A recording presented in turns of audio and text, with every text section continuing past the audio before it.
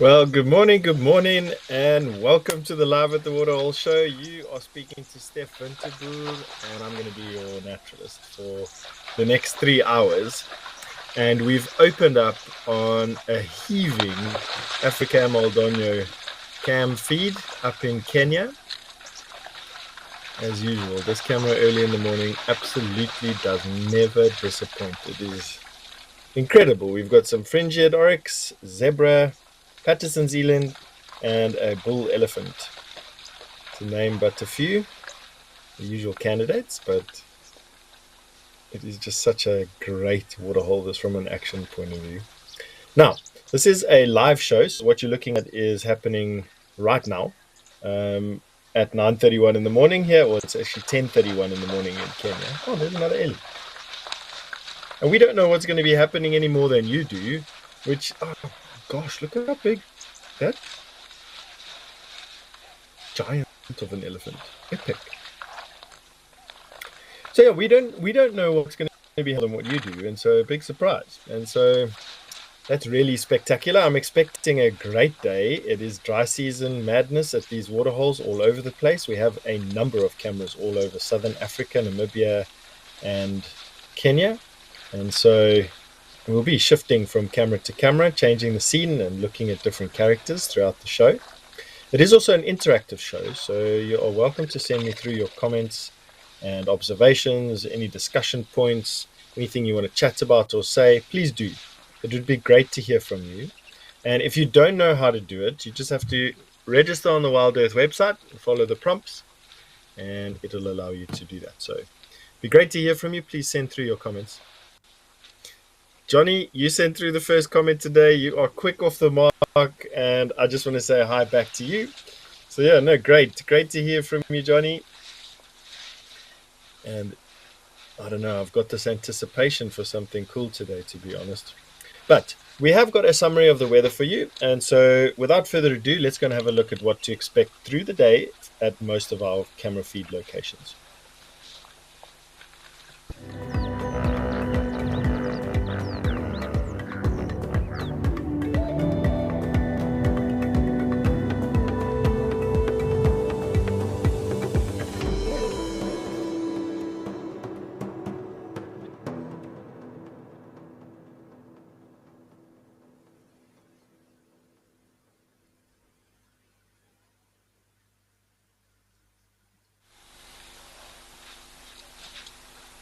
As you can see, we're in the sort of high 80s, 90s, sort of mid 20s to 30 degrees in most of the places today. In Kenya, we've got a mostly cloudy sky right now. Where I'm sitting on the borders of the Kruger National Park, so halfway up the Kruger, it's a small sky. I think I've got fractionally less blue sky than what Kenya has today, but very similar weather. It's great about an elephant. The great tusker like this is that you just see what a truly magnificent set of tusks actually looks like. Elephants have been hunted for their ivory for centuries, and there's always a fear that the gene for large tusked bulls is shot out or hunted out or poached out, whatever you want to say, but is lost. But I'm happy to report that this area in Africa, this particular area where we're at now, this Amboseli, Tsavo, Great Plains, Oldonyo area is really great for spectacularly tusked elephant. And then we've got many feeds in the Kruger National Park. Kruger Park is another place for spectacularly tusked elephant. And then the Tembe Elephant Reserve has some of the largest tusked bulls in South Africa. It's also a great place for really. So we've got camera feeds coming to you from the locations in the world that have the largest tusked bulls on Earth. And we see a number of them, as that bull that just sort of left the camera showed us now. He's decided he's had enough and has walked off.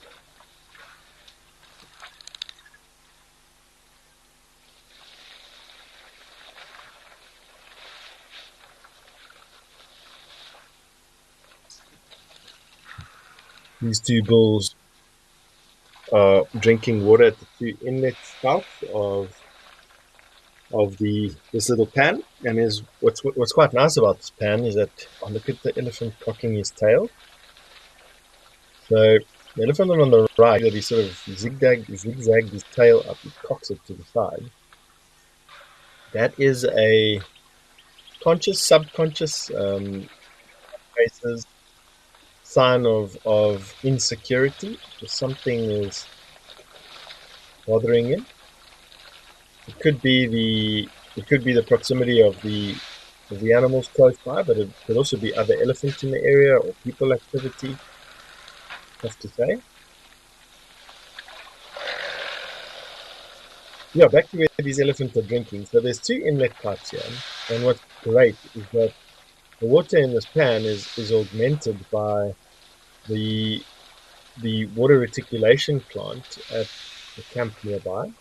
In other words, rather than just pumping wastewater into a pit or something like that, it's actually used once it's treated. It's used to put into the pan for the animals to drink, and then rainwater that's harvested in the rainy months of the year is also used to augment in the drier times of the year,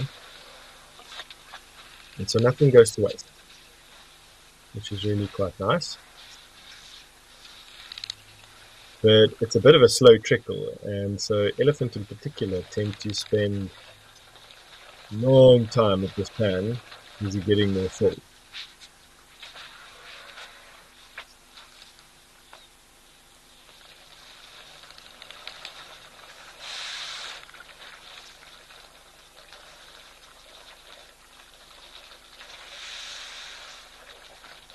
Anna Marie, good morning, right back at you, and thank you very much for the compliment. And it's great to have you watching this morning. So, really cool.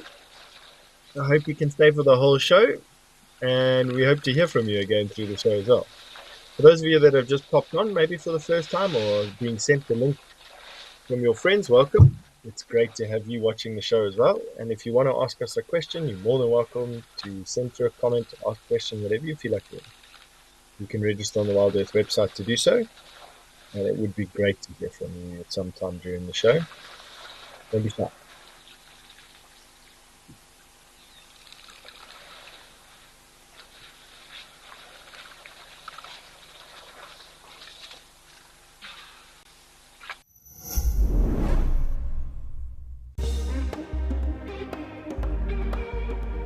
BirdLife South Africa is translating birding facts into the country's 12 official languages. Download the Birder app today. For every 12 birds logged by a South African citizen, Birder will make a donation towards this critical project. Alternatively, visit the BirdLife website to make a direct donation. Go wild, go birding with WildEarth.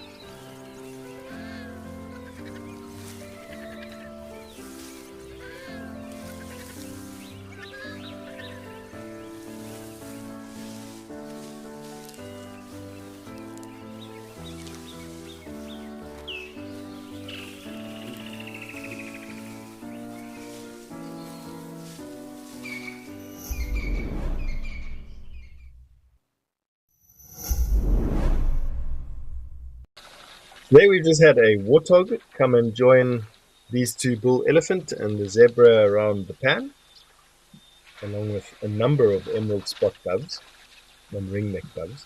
The emerald spot doves are the ones with the brown wings that flit through the screen every now and again and then land and have those two iridescent green spots on their wings.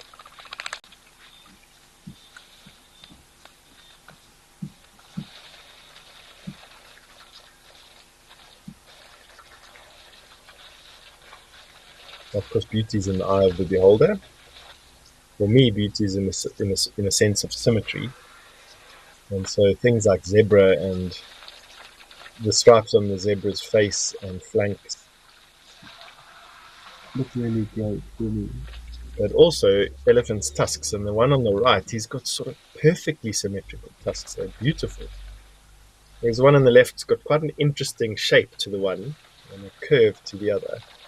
Not as pretty for me, but of course, we all think different things are pretty, and that's all good and okay. Which one do you enjoy more?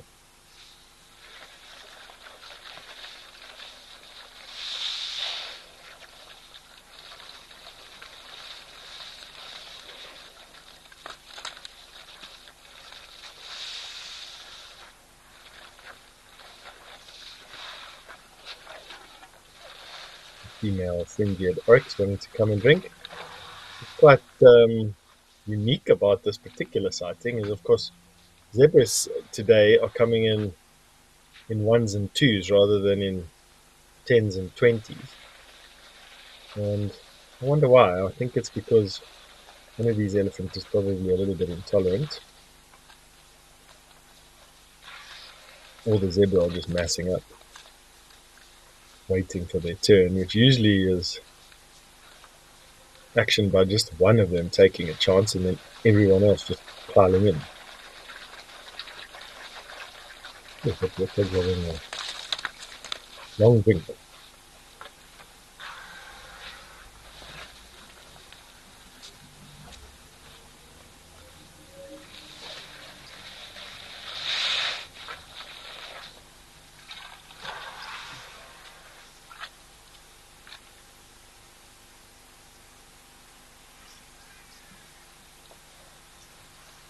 See that slight head up trunk questing.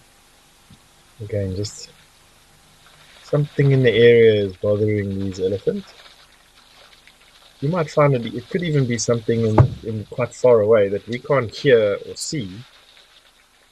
Could be other elephant coming, or could be anything. People. Interesting to note their body language. As a trails guide, keyed in to the body language of elephant. A very healthy survival strategy.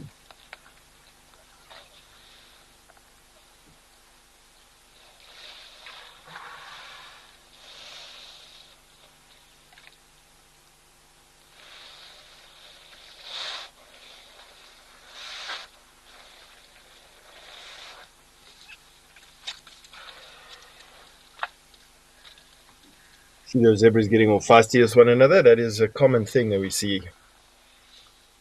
Zebras sort of kick and bite and a little testy with each other. Let's see. The equivalent of a push. They can actually generate a lot of force on those feet. I've actually watched zebra be able to push and kick lion into a somersault.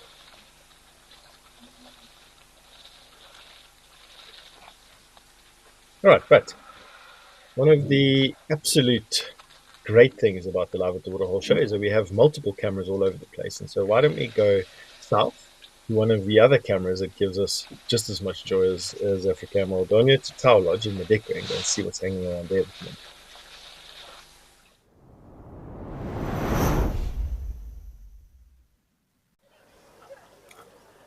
So now we're back in South Africa, and also a pretty common scene for us to have at Africam's Tower Lodge, and we are very lucky for it. So one of the 5 crocodile in the center of the screen, our grey heron friend, and then in the background there we have um, impala, and then there's a Egyptian goose pair that are busy doing something with each other there. You can see them waving their heads around.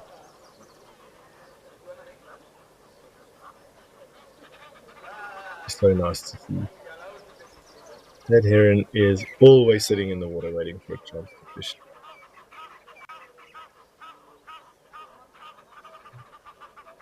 It is the heron's time of the year. The sand is busy drying up at the moment as the season progresses. Summer is on the way, and so temperatures are soaring, evaporation rates increasing exponentially, and the rain a couple of weeks away.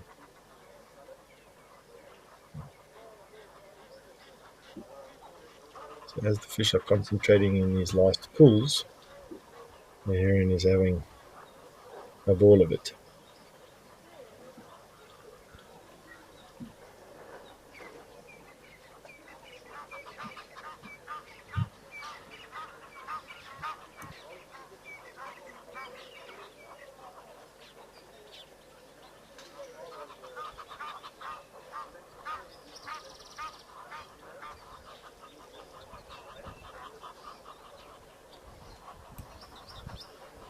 Right, well, we've got you on the line just to update you on the October time change. So, from the 1st of October, which is very soon, we'll be doing a time change. The sunrise safari will start at 5:30 Central Africa time. This live at the Waterhole show will start at 10:30 Central Africa time, and the sunset safari will start at 3 o'clock Central African time. Cat. So sunrise from the 1st of October, 5:30, live at the Waterhole, 10:30, sunset 3 o'clock Central Africa time on the 1st of October. Here we've got a bit of a zoom now onto those Egyptian geese. It looks like two pairs having a bit of a squabble with each other. You can see they're chasing the other around. They can actually do that. Quite noisy thing. You can see them using their wings to club at one another.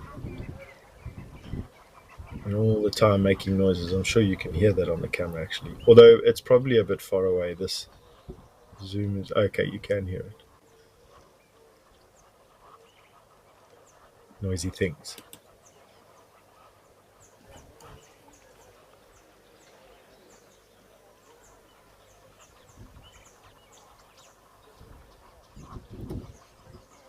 Gosh, we've had such a great message come in from Prada. Andrew saying, Morning, Steph. You've been a game changer for the Waterhole show. Thank you very much, Prada. I appreciate that and appreciate you and how listening to you speak at night has helped my mental health. Gosh, well, thank you. I can only say that. I'm always quite aware of the fact that I tend to drone on a little bit. So, at least for one of you out there, Prada, I'm glad that you enjoy that and that it's helped you get through your challenges. And I appreciate that very, very much. But of course, it's not just me, it's the whole team. And so, on behalf of you, I'd also like to say thank you to everyone who makes the show possible, all behind the scenes guys and all our partners, everything. So, team effort. And it's a pleasure and a privilege and an honor. So, in some cases, these Egyptian geese are actually used as watchdogs. They, very similar to ostrich, are very vigilant and will make noise when there's imposters, predators lurking about, and pretty much any time of the day or night. It's like they very rarely sleep, and they can get quite noisy, and in particular when they concentrate in bunches at available food sources. There can be hundreds and sometimes even thousands of them. Great view of our grey heron. I think it's almost time we give this grey heron a name. There's a great view. See if you can notice any noticeable character traits or something on its physical appearance that can help us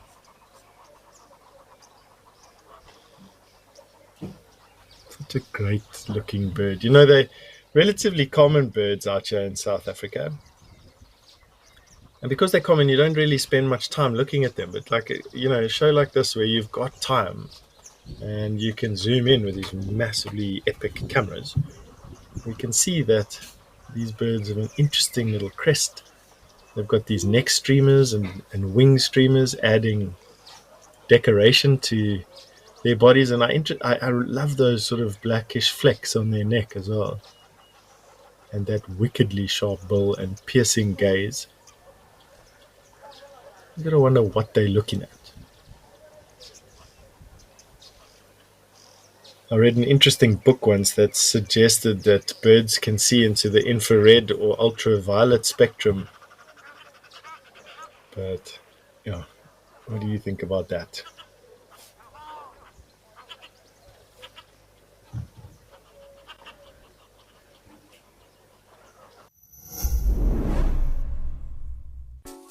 How much do you know about birds?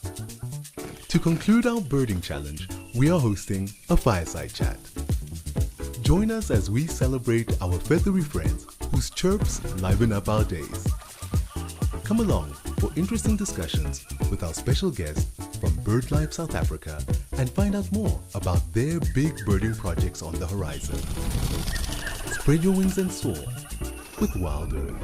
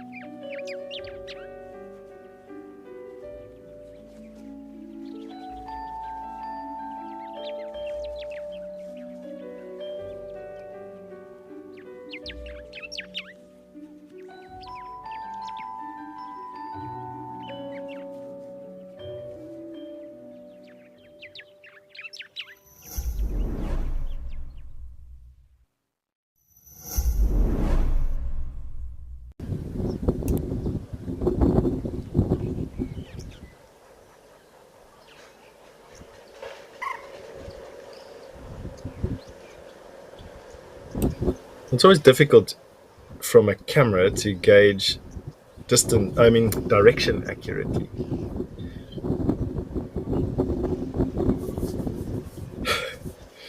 Cat Teaser, you've made a suggestion saying we should call the heron Long John. I'm assuming there because of the Long John Silver, which is a pirate spearing his enemies, and I suppose in reference to the long neck and head. That's a great one. So we've got Henry, Herman, and Long John. Keep them coming in.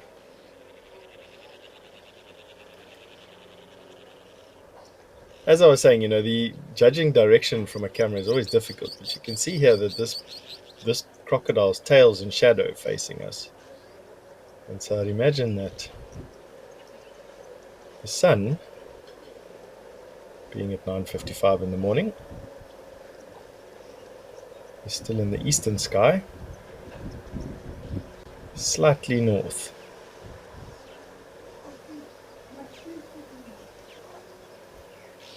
And so I would suggest that this dam wall is on the northern side of the dam.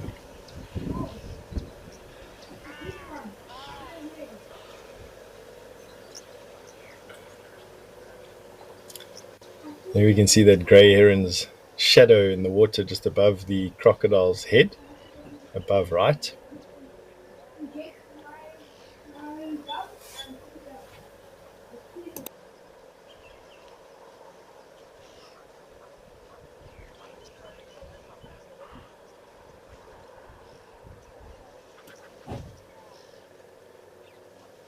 As I was saying, I think that the sun is in the north, mainly east, but slightly north. So I'd say that we're facing the camera. We're facing north now. This crocodile's head's pointing north. There's a variety of different tricks that you use out here to gauge which direction you're using, or which direction you're looking in. So judging from the shadows and everything, there you go. I think east is on the left, north is to the top of the screen, west on the right, and south obviously at the bottom of the screen.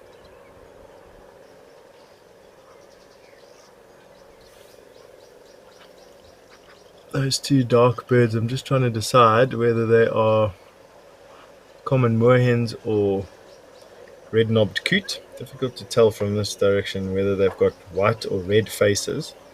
If there's a red face, it's a common moorhen. If it's got a white face, it's a red-knobbed coot. See if you can tell. And then I'm told that you can hear some birds screeching in the background. Most likely blacksmith lapwing or the Egyptian geese.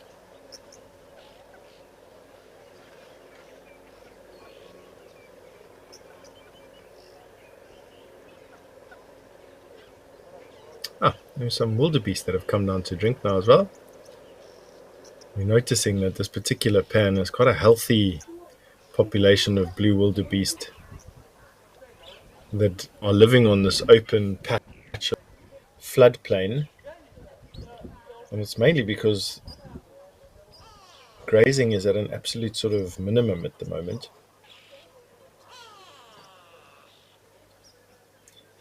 And particularly for wildebeest to enjoy a high quality graze, so high quality grass. And interestingly, what I was told the other day, that mountain you're having a look at is called an Inselberg, and some of the oldest rocks, some of the oldest exposed rocks on the planet at over 2 billion years old. So the planet is only 3.4, 3.6 billion years old. That was when Earth was formed.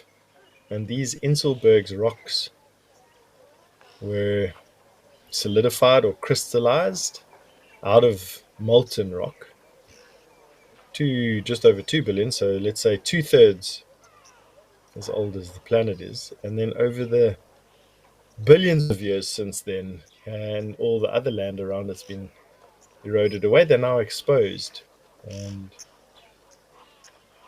leading to these fantastic shaped hills that we have in the distance.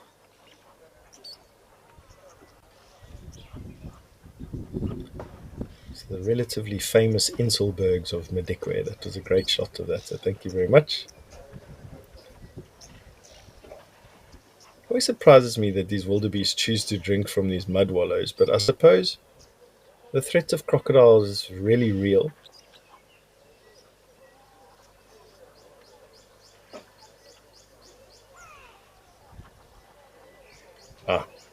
So our Zoomy that controls the camera Tau, which we are all very thankful for, has just said that the sun rises sort of just to the left of the hill.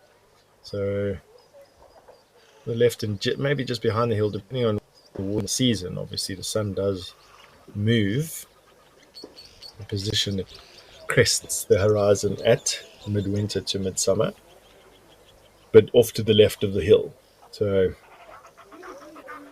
we're facing sort of the camera itself at wide angle and rest, and the pan's almost directly east. We're looking north now.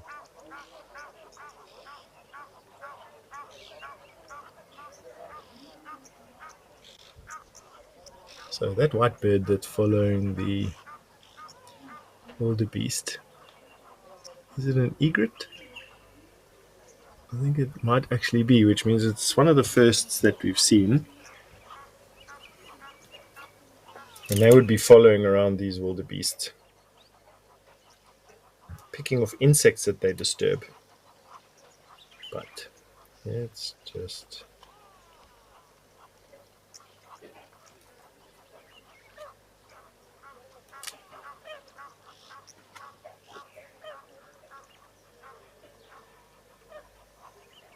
We also have the spoonbill, which are around here as well. They moved in here about a week ago. Also a white bird. At this distance, tough to say.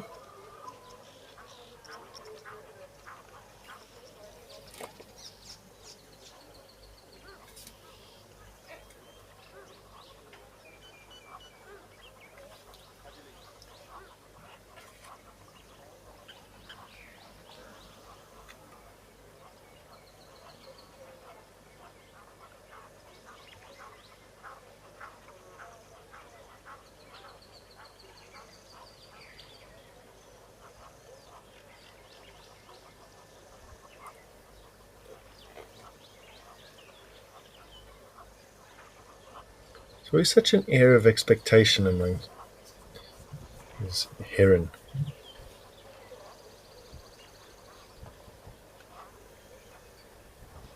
I'm told there's a bit of a bird party in the background giving you a lovely twittering sound.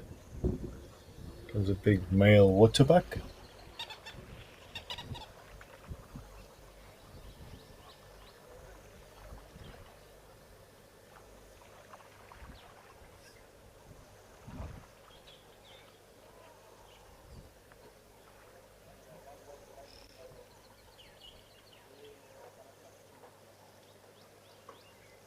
No sign of the other crocodiles today. Here's the another character which we see often but doesn't do much is that bird that just left the screen on the left, which is the spur-winged goose. And here's our little flock of white-faced duck as well, also becoming a common feature of the feed here at Africam's Tower Lodge feed in Madekwe.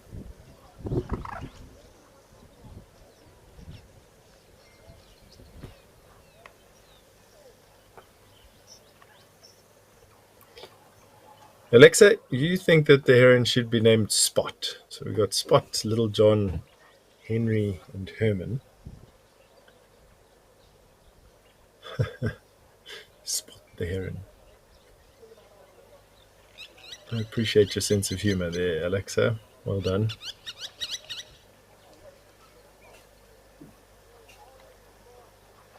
Quite amazing that we see these waterbuck similar to the wildebeest move onto this muddy sort of bank rather than just go drink at the beach there in the background. I mean, I don't think waterbuck stand the risk of getting stuck in the mud, but that mud is pretty deep. I mean, this particular towel pan means that mud is as deep as an elephant's front leg. And they've also got hooves, these waterbucks, sharp pointed hooves. And so not the greatest mud paddles, to be honest. Didn't seem to bother him too much at all. And now he's got access to a patch of green grass, which is really yummy, I suppose. So well done there. The risk paid off. There you can see that spur-winged goose left across that little island, or that little bridge. And lots of birds in the background also paddling around on that water. Actually, quite a lot of water left in that tower.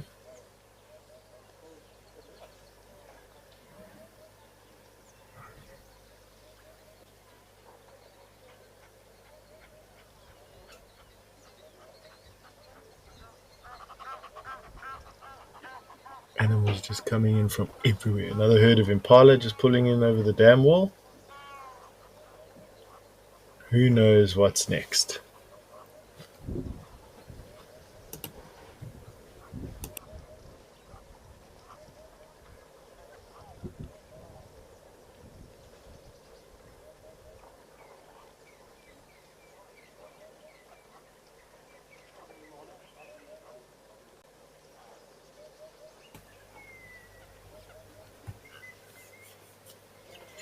It's one great thing about this African towel lodge feed is that it doesn't matter where you look in whatever depth you want, close by, far away, left of the screen, right of the screen, there's always something going on.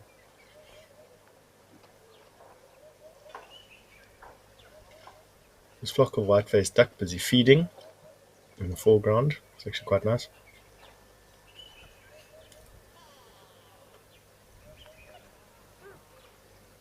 And this great waterbuck. Pretty widespread on his horns, but he isn't very old, so, and they look like they're almost too forward facing, like they've been pushed forward a bit much. From me, not the prettiest waterbuck bull. Anyway, why don't we go back up to Old Donyo in Kenya and go and have a look at what's reset around that pan.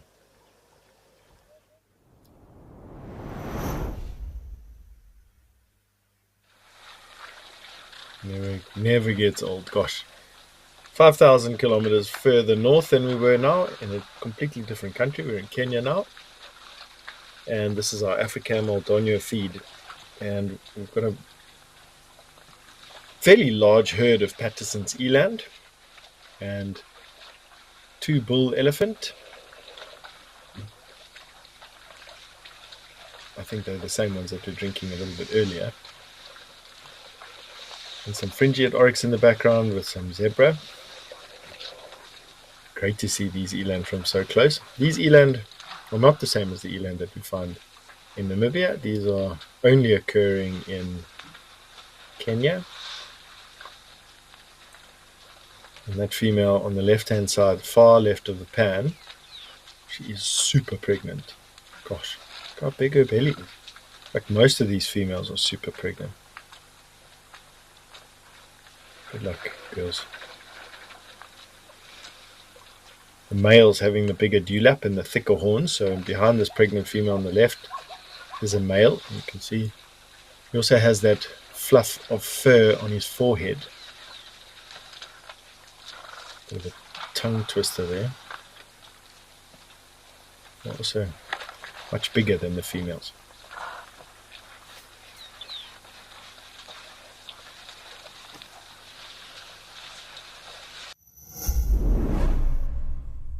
Welcome to Destination Safari.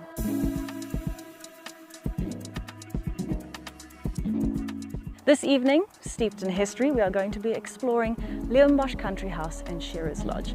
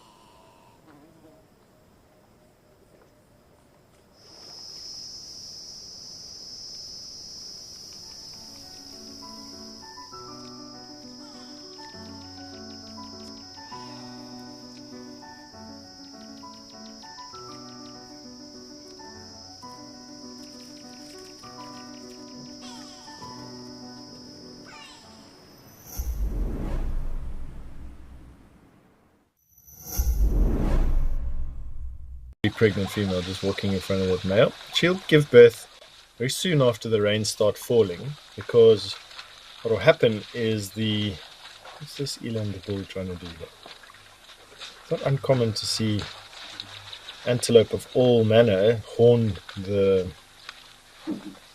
mud and substrate that they're drinking from, or thrash at the bushes. Actually, it's called horn thrashing. It's actually a thing. Look on the zebra en masse. One goes in and then they all go in. So, very similar to many of the grazers, the zebra included, the mares will drop their babies quite soon after the first rainfall, and that is because producing milk is very heavy on a female body. The toll it takes is immense, and so what they want to do is give their babies the best chance of survival possible, which means that they need to get them the best quality milk, which will be with the freshest grass, and then weaned as soon as they can, so that the grass is still around by the time they're weaned, so they can put on some decent weight to manage the dry season. It's always a bit touchy and go. You always look at zebra foals that are a year old and they always look super skinny.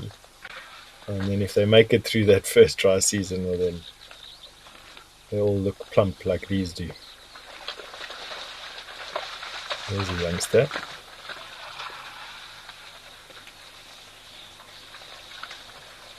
Eland bull making the zebra a bit nervous.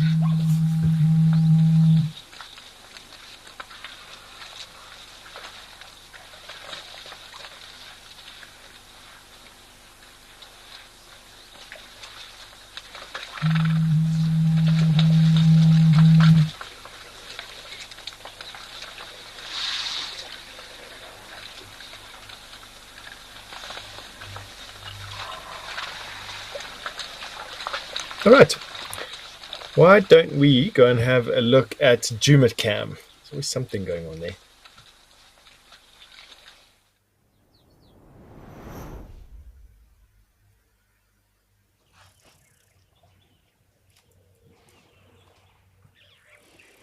And true to form, we've got a herd of elephant that are busy drinking at Jumatcam. So that really looks like he's even going to go for a swim. How lucky are we? Goodness. So we come back into the Greater Kruger National Park. So come all the way from Kenya to South Africa. And there's a rather large herd of elephant around the camera. Epic. There's Jumatcam in the background.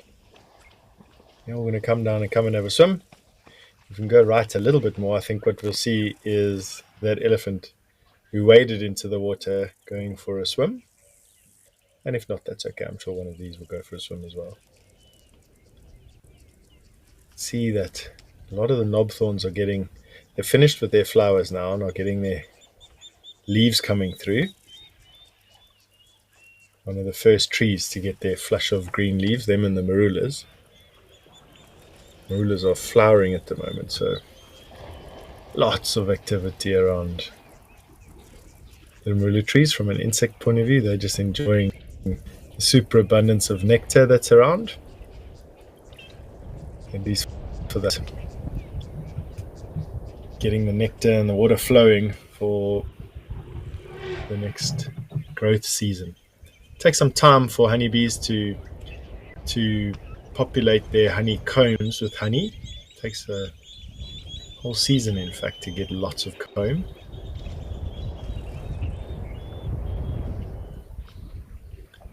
And the busy bees. Here's that elephant that's swimming. You see him coming out into the right. Yes, there are lots of elephant here.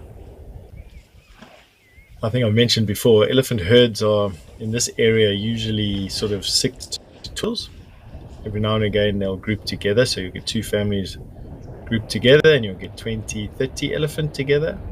And then in extraordinary cases around dwindling resources, you sometimes find more than 100 elephant together. And in extreme cases, like on the Chobe River, you can find tens of thousands of elephants together. Never forget the first time I got to the Chobe, there were buffalo herds, and when I looked again, they were just elephant.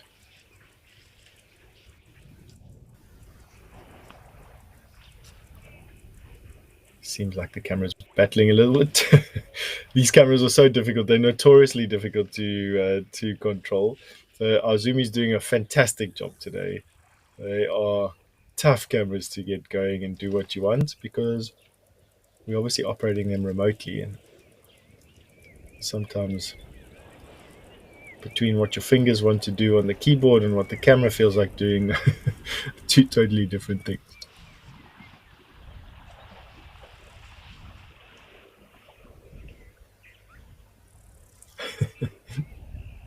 Uh, you're doing a great job there, Zumi. Don't worry about it. My chuckle is just the humor of the whole thing. There's the elephant busy having a swim. In deep water, these ellies love swimming. See how he's put his whole head under the water there? Don't know what he's doing. Having a proper swim. I think the water buoys them up and supports their bulk. And I think it's a nice feeling.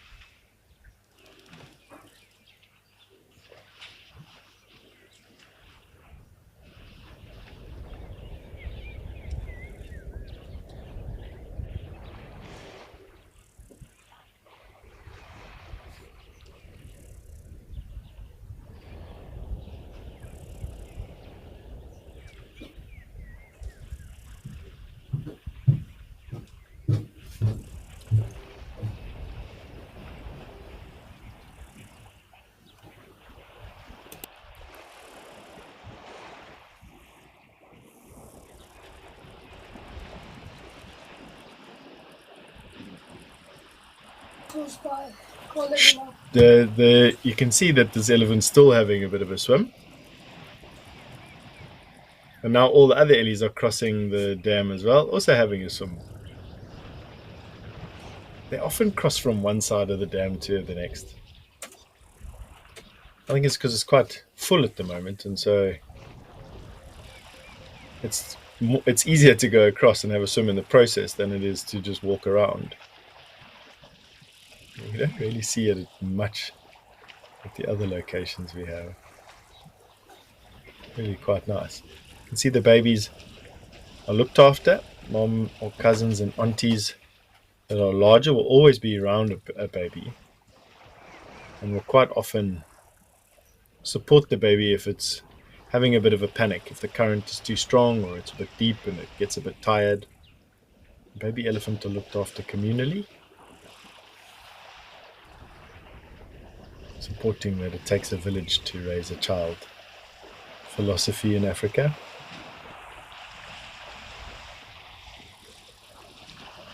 Matriarch there in the front, she's the one that decides where to go, when and how. It's a fairly large family, to be honest. Very healthy.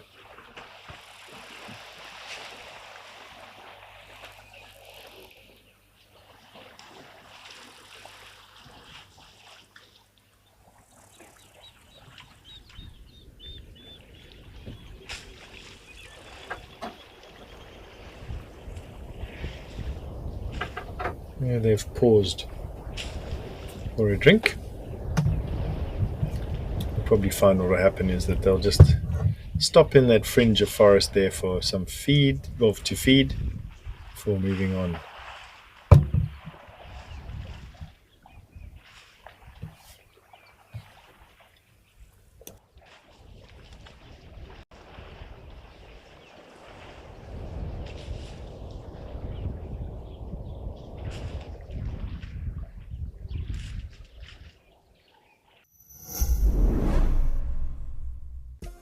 Attention all WildEarth fans. It's that time of the year when the sun rises earlier and sets later, and WildEarth is shifting show times. From October, Live at the Waterhole and our daily sunrise safari are moving an hour earlier, and our daily sunset safari is moving half an hour later. Don't miss a moment. WildEarth, it's in your nature.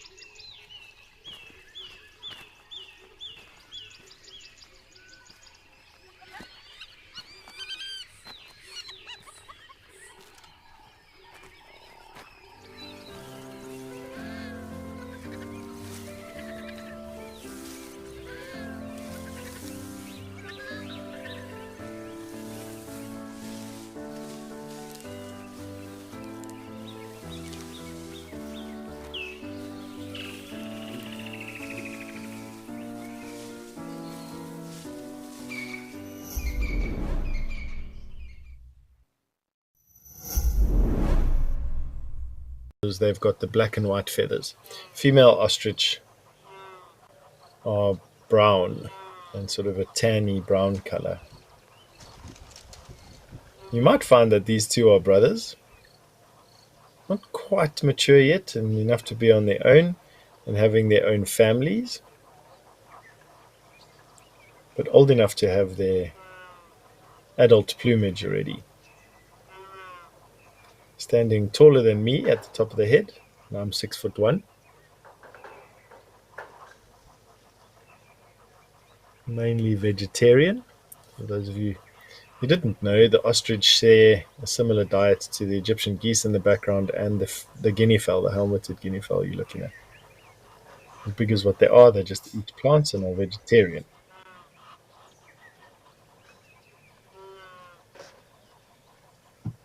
Having a drink, vigilantly keeping an eye out. As I mentioned a little bit earlier, the Egyptian geese and ostrich make for fantastic uh, security guards. They're very vigilant.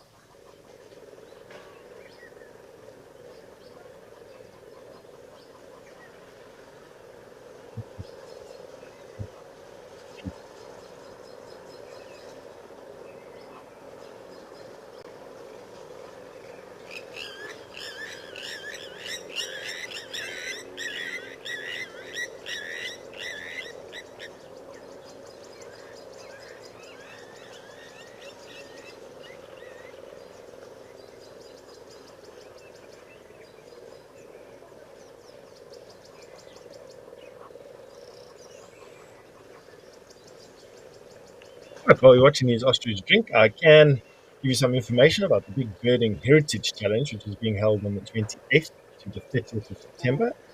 So WildEarth and BirdLife SA and Birder are partnering to bring you a Big Birding Heritage Day challenge. Tune into WildEarth's live drives to spot and log the various bird species in the Birder app in any of South Africa's 12 official languages. And then we'll also have two guests from BirdLife, which will be joining us for the weekend coming up, and there'll be a fireside chat in the stadium. It's going to be quite fun. So keep your eyes open for that. If you can run in the challenge, it's really quite cool.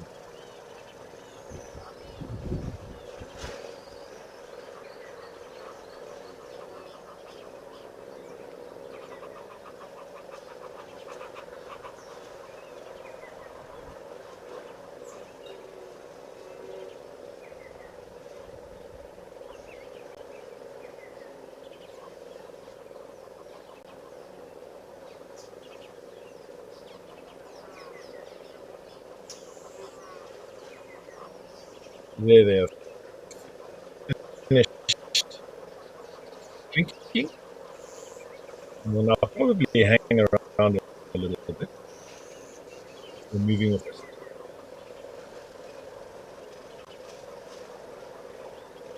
Apologize for the slight breakup there. Still having some internet issues after a recent very stormy weekend. Voice coming through sounding like a robot probably wasn't the nicest. Anyway, gremlins that crop up into systems like this, we are bringing you live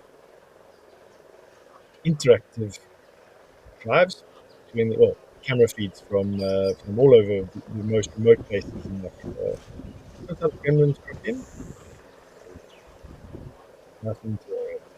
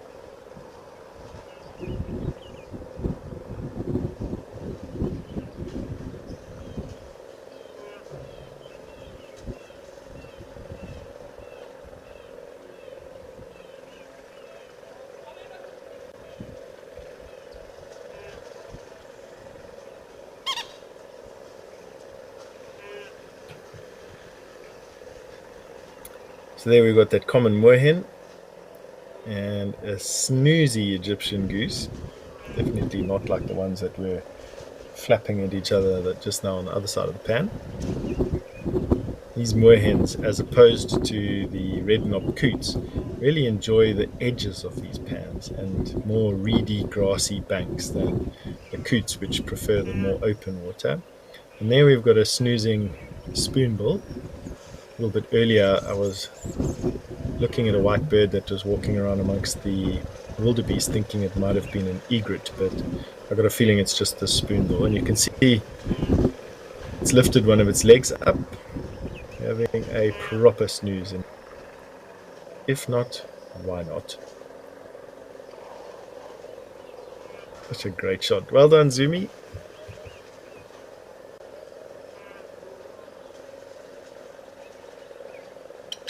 Giving us a shot of a spoonbill having a snooze.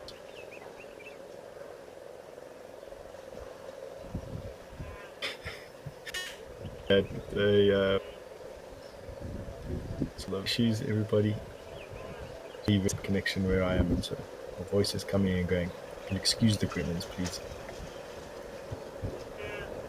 There's the blacksmith lapwing that just dive bombed the spoonbill.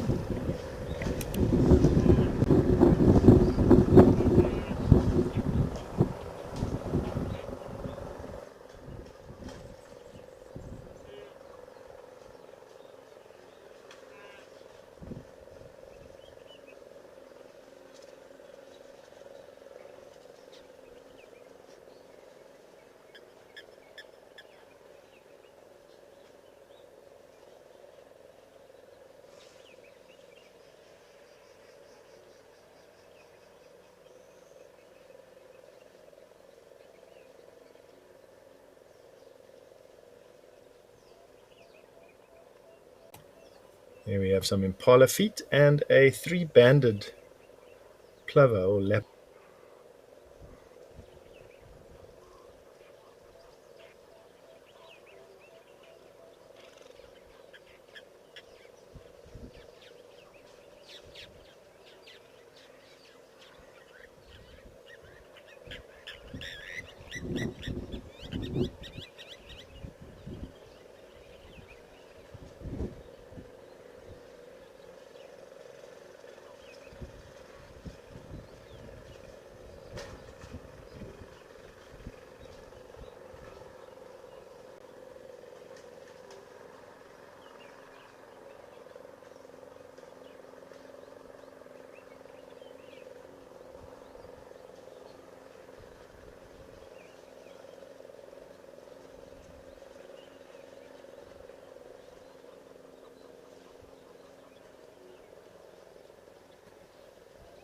Have a look at how big that impala looks. The impala in Madekwe do have a reputation for having above average length horns, and that male impala is no different. He is magnificent.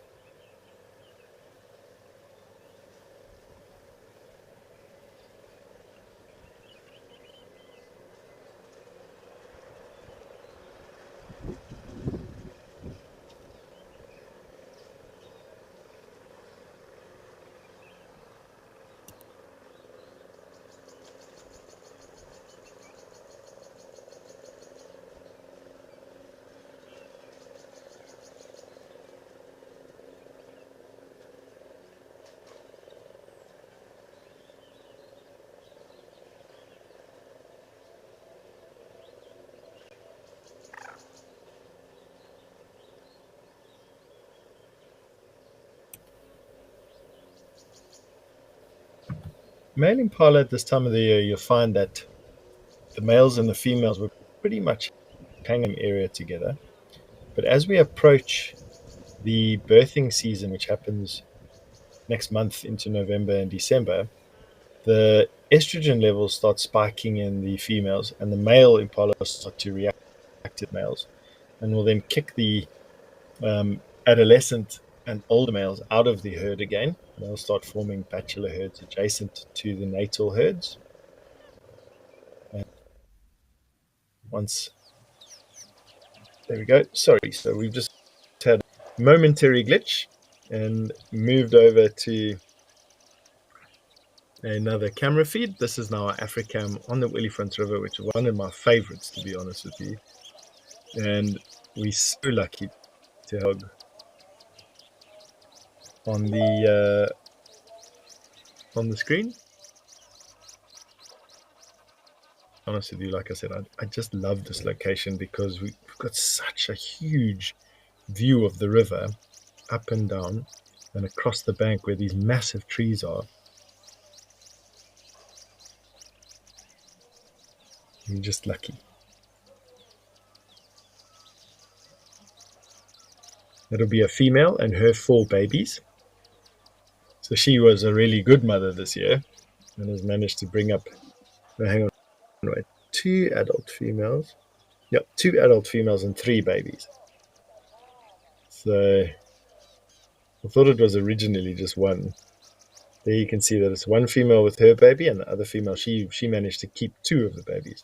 They usually have about 6 babies at a time, but very rarely do you find all of them making it all the way to their first year.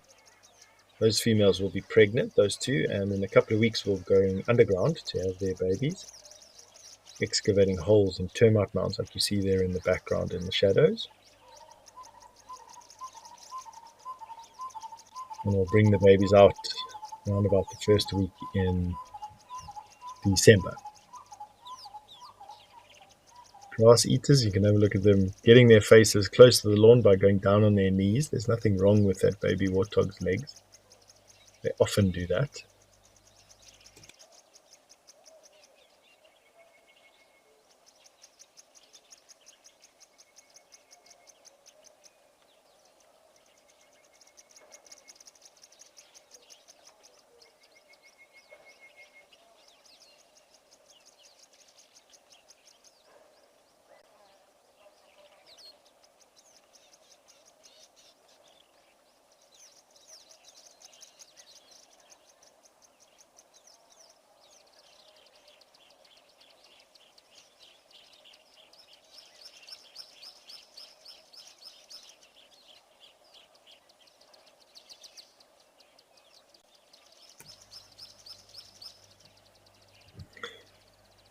Tracy, you said it's absolutely beautiful for us to see and that I have the best job ever. Tracy, I could not argue with a single thing that you just said there. I absolutely love this job. Guiding for you or interpreting the natural environment for you as work that I do gives me immense pleasure. And having so these amazing video feeds all over the place to show you and to explore together is also just an incredible thing. I'm finding the fact that we can jump from one place and look at different things to be so, I don't know, just it's exciting, I suppose, is the word that sums it all up. All right. Now these warthog coming to the water's edge is a danger. The Willifront River has populations of crocodiles that occur naturally. And she'd need to be very careful about where she chooses to.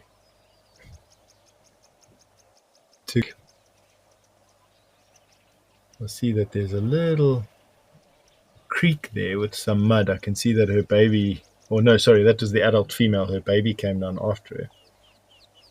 They've got a winner there in that there seems to be a little bit of mud there that they can all partake in. So. But yeah, in this part of the world, in this river, it's very well go down to open patches of water with a beach where crocodiles can be. Look at all of them having a flat wallow. That's super cool. I love warthog wallowing. There's just something distinctly humorous about it. She won't hang around for too long. Babies will quickly have their wallow and then follow her. Cooling down. It's hot, very, very hot inside the Olifants River.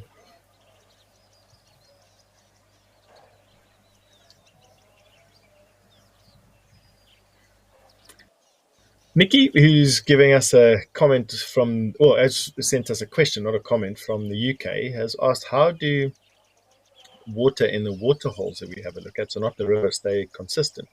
Nikki, for most of the water holes that we have a look at, they are topped up artificially. And so you find that the adjacent camp has the waterhole and some reticulation, some of it using stormwater that's collected, others using water that's part of the water reticulation system, in other words, part of the filtration system for wastewater. And so the consistency is because people have a direct intervention there. In a place like this on the Olifants River, and we'll have a look at it in a while when we decide to zoom out and just have a scan around the rest of the river. Obviously, this is a wild river and will be completely dependent on runoff from rain and from groundwater. So the Olifants River is a permanent river. It very rarely dries up and often floods much higher than even where these warthog are on the bank. And it's going to be so interesting to see if this is a wet year and we do go into a wet cycle, what the level of the river is going to do. So right now it's at its lowest, but without doubt it's going to rise. If we have a very wet year, it could even flood its banks.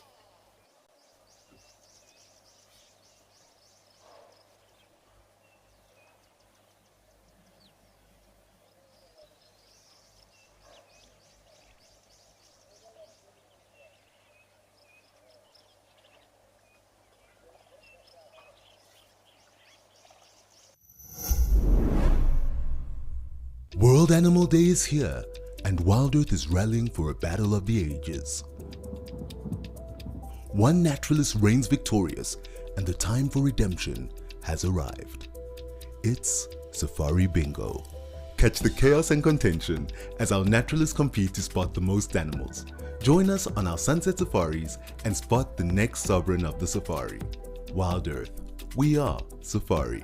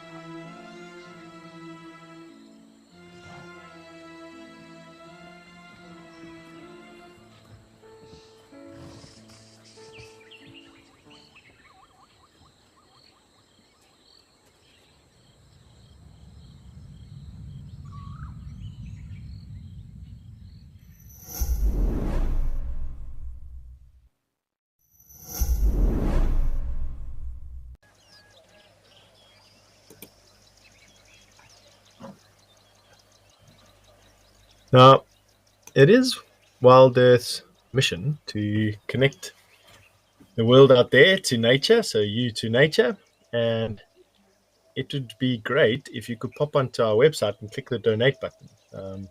So yeah, if you would like to make a direct donation to the bird, well, knowing about the BirdLife SA Heritage Challenge today, and you'd like to make a direct donation to them, then you can do so by going on to givengain.com/e forward slash NSAB hyphen heritage hyphen challenge. So let me just say that again, givengain.com forward slash SAB SAB heritage hyphen challenge.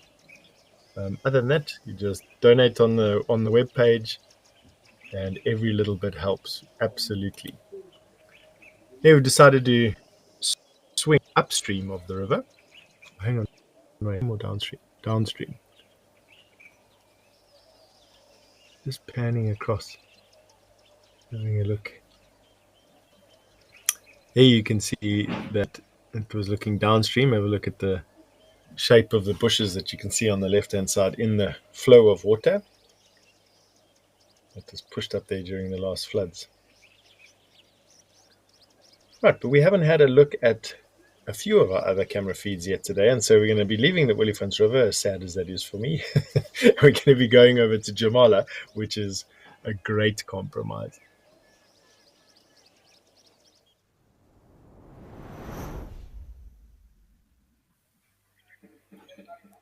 So here we've come, oh great, come about 1,000 or so kilometers west, back into Madikwe. This is very close to where our African towel cam is. You can see from the general look and feel of the bush around. And we've got two great bull elephants for this area busy drinking at the water.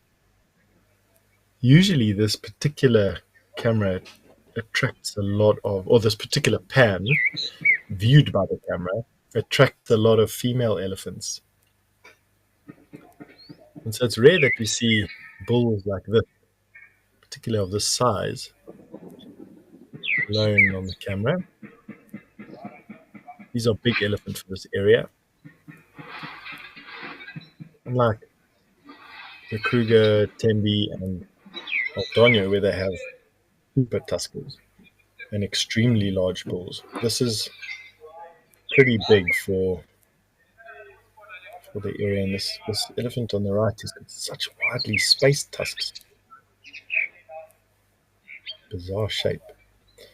See that warthog has just come in on the right hand side. Watch him. It's a bull warthog. Watch him carefully. He'll probably also go for a swim, just like the female did.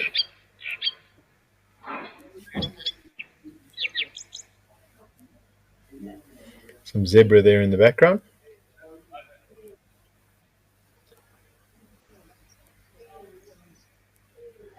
All right, you may be hearing some human-made noises in the background as well. There's a lodge just behind the camera called Jamala. It burnt down a couple of months ago, and a bunch of construction guys are busy furiously building the camp back. And of course, we need it. Lodges like this in very remote places provide much needed employment for local communities. And so this lodge needs to be built quickly so that people can start working and earning a living again. So you'll excuse the noise. You can see that it doesn't bother these animals whatsoever. They're used to it by now. This elephant's going to have himself a mud bath as well. You can see him scooping around the mud there. And that warthog's also good. I have no doubt. No fear of crocodile here today. Oh, look at that Ellie just plow into the mud. It's really cool.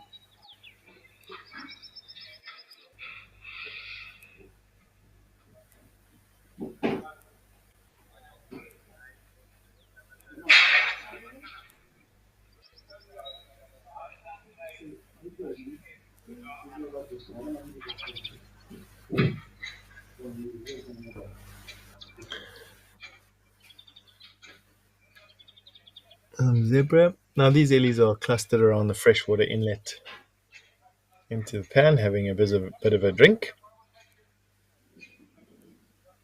two warthogs. I thought that was a warthog there against that one stump.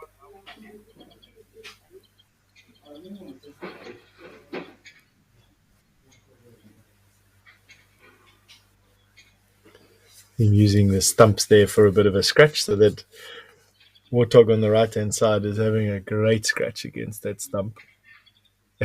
See him busy working the log there. I love watching them do that.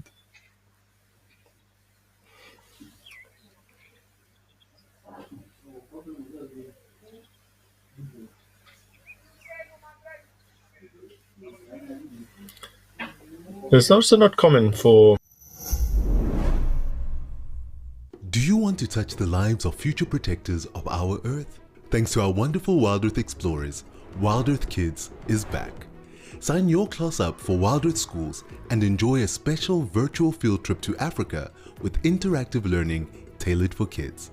Very warm welcome to the kids from WildEarth Primary School. We'll be dedicating the first hour of sunset safaris every Wednesday to our planet's future defenders. WildEarth, it's in your nature.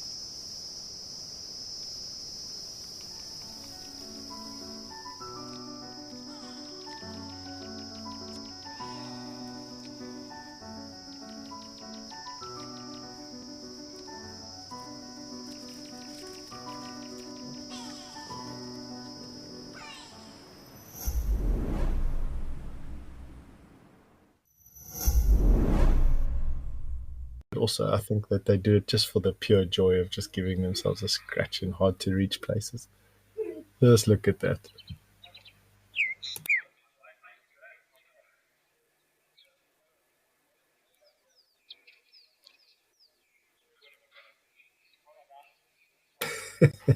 Not forgetting the butt. Although that stick looks just at the right angle to get a face scratch going.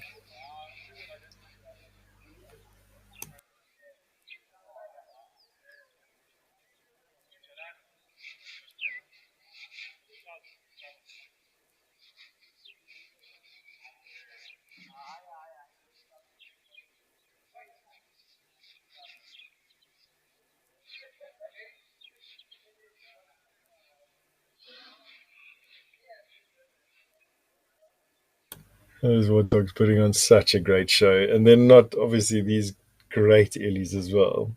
I mean, we are so spoiled at this time of the year. I mean, giant mud wallows like this and hot days. That warthog making sure every single part of its body is covered in mud. Ah, there's another elephant.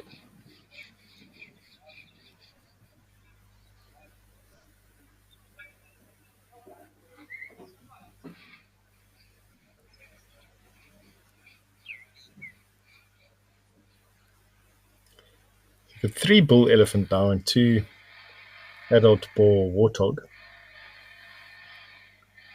One group having a drink and the other one having a mud bath and a scratch. Look at that warthog there in the background. Couldn't have had a better mud bath even if he tried. Ellie's on.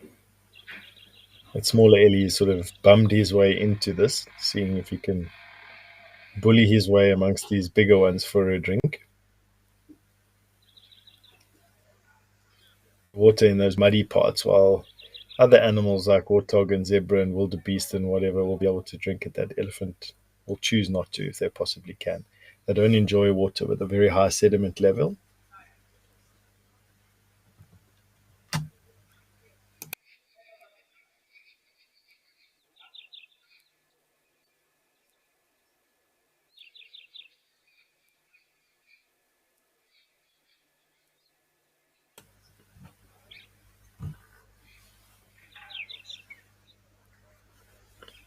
Steve, you'd like to know if elephants are directly descended from. That's a good question, Steve. I don't think so. I'm going to quickly pull up elephant history. I actually think that mammoths were their own very distinct sort of group of elephant that died out. They became extinct, not through not intervention, but just that the climate was busy changing, and they couldn't keep up with the climate change, and so we went extinct from environmental factors. Give me one sec just to make doubly sure. So, in other words, elephant and mammoth would share an earlier common ancestor, but weren't the African elephant are not descendants from mammals, is what I'm trying to say. Give me one sec just to pull up the history just to double check that for you. Watching having a full-on scratch on that stump on the right.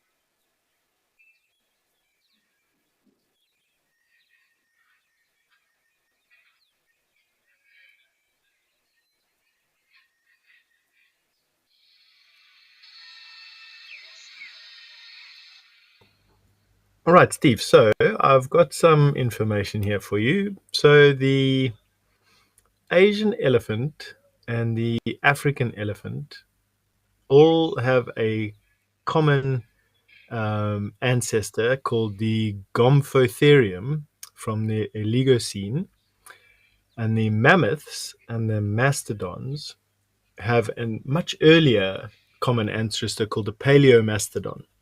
So Paleomastodons and Moeritheriums, which were the common ancestors of all the modern elephants, they evolved. So Moeritherium evolved into Paleomastodon, which evolved into Gomphotherium, which then further evolved into the steppe mammoth, the Asian elephant, and the African elephant. But the Moeritherium, before it evolved into a Paleomastodon, evolved into the woolly mammoth. So, yeah. So to answer your question there, Steve. So no, an Asian elephant are not evolved from the woolly mammoth, but do share common ancestors much earlier on in Earth's history. Right. Why don't we leave these Ellies having their drink, give some time for something else to come down to Jamala, and go back to the Willifants River in South Africa.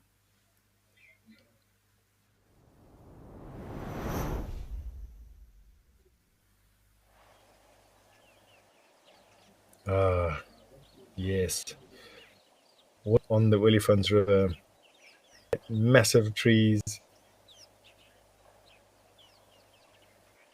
with these herd of females and a bull waterbuck.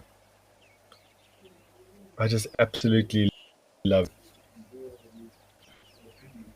I don't know, there's just something about big African rivers in majestic scenery with enormous sort of just do it for me. I just love it.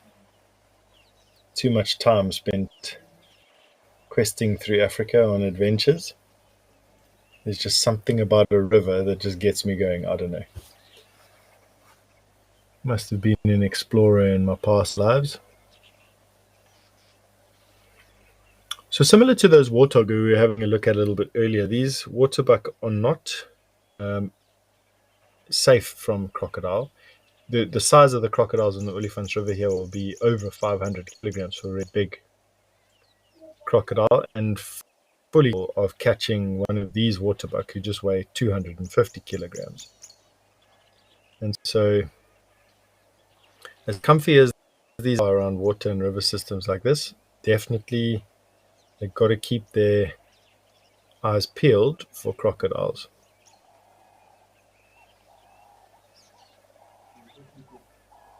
Lots of them inside this river.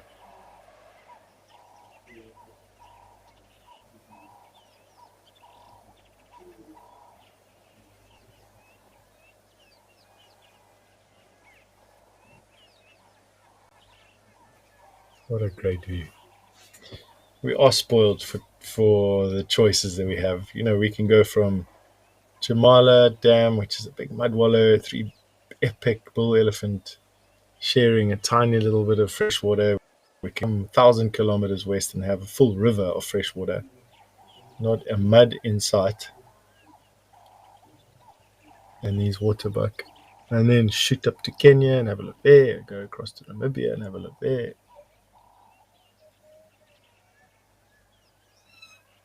Really amazing.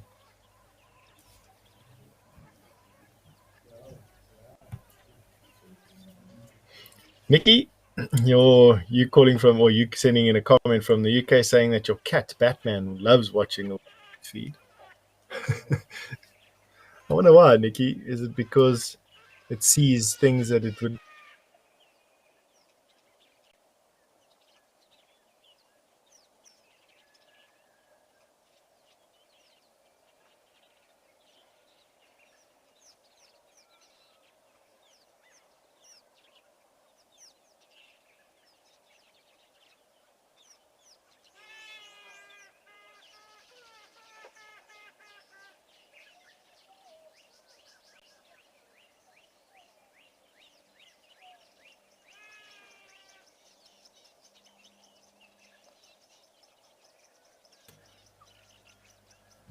So sorry, I had my.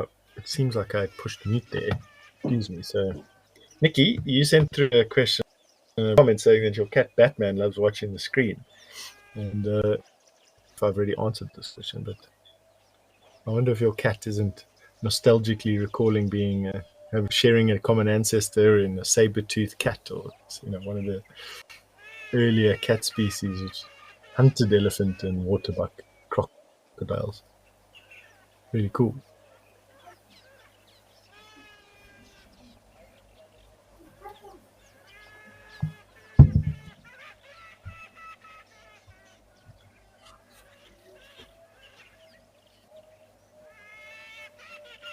Goodness me, we've just been given an amazing update from Azumi about this particular cam feed. A couple of years ago, just a little bit to the left of where we are now, a crocodile caught a giraffe.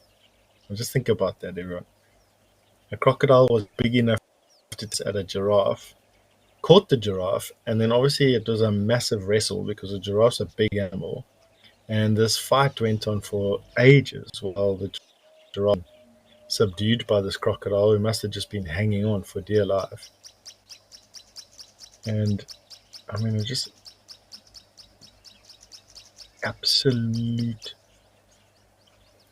absolutely amazing. And now further updates on the same sighting from Azumi saying that the crocodile needed to change its grip, or its grip was loosening. And as it opened up its mouth to change the giraffe got up and walked away, but had this huge wound and it looked like its leg was broken. No one knows what happens to the giraffe. I mean, this is a massive wilderness area. And the giraffe managed to walk away, and after all of that effort, never had its meal. But goodness me, I've never heard of a story like that. So, crocodile, big enough to catch a giraffe in this river, did catch a giraffe, saw it from this camera. Oh no, anything can happen, right? That's amazing. What a great story. Goodness.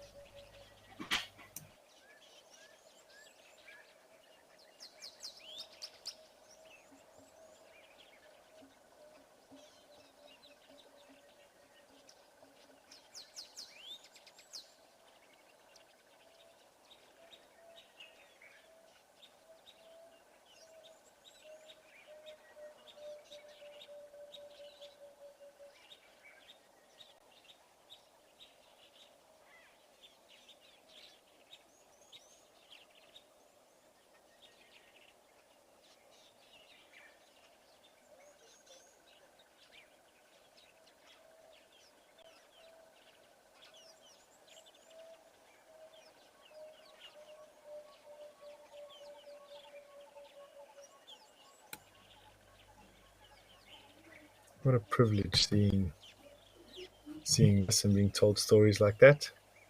The thing about Africa and looking at wilderness settings like this is that anything can happen at any time, and it's just we call it time in the sand.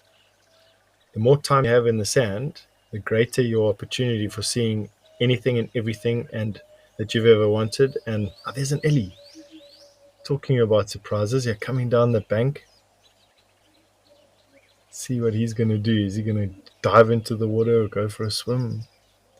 Why did he stop so suddenly? What did he see? What's he sensing? There he comes into the water. See, he's going to just have a drink or go for a splash. Told you. You just never know what you're going to see on these cameras. The beauty of it being live. He's just having a drink. You can see his tusks there. Some more elephant coming, so we're going to have a whole lot of them coming down. Cool. Epic.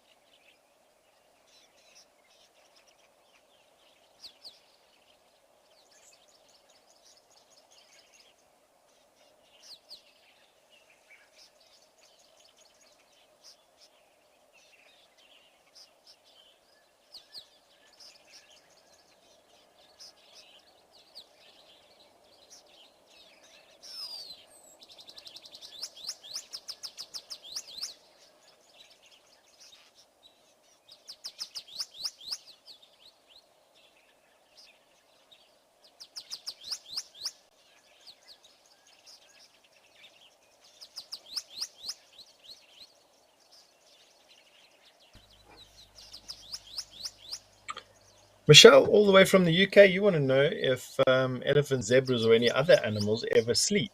100%. So mammals definitely need to sleep every day and for a certain period of time. Not all animals sleep as long as what humans do, of course, but they definitely do sleep. And so you'll find even things as big as elephant will sleep on their sides, fast asleep. Things like giraffe will lie down and sleep fast asleep as well. But it's not for hours at a time. It's for minutes and up to a couple of hours at a time. But minutes, the animals that are more vulnerable, it's just a couple of minutes at a time over the course of the day and the night. Things that are big like elephant can sleep for a couple of dozen minutes at a time, up to a couple of hours at a time. And flat on their backs, just like we do.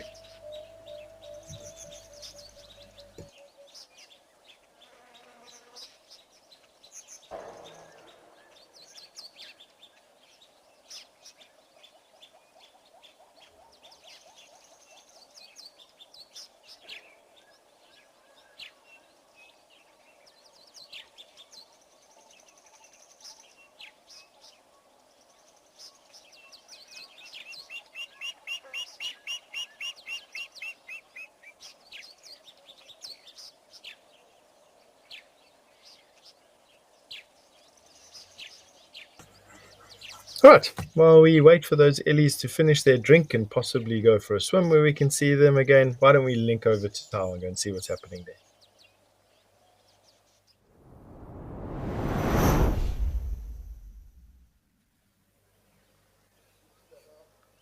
Aha, some kudu. These are greater kudu. These are female greater kudu.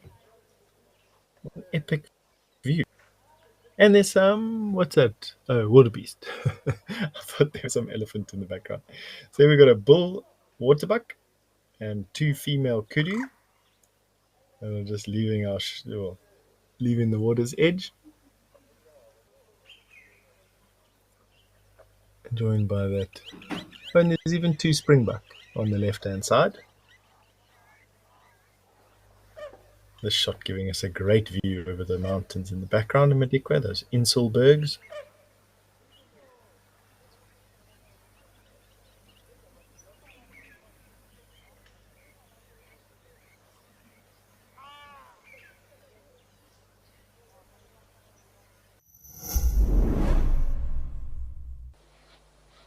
Welcome to Africam, your window to Africa's wild spaces. Immerse yourself in the captivating sights and sounds of nature. With our high-definition cameras, you'll feel like you're right there in the heart of the action, where every moment is a surprise waiting to unfold. Join our global community of wildlife enthusiasts as we witness nature's drama unfold in real time.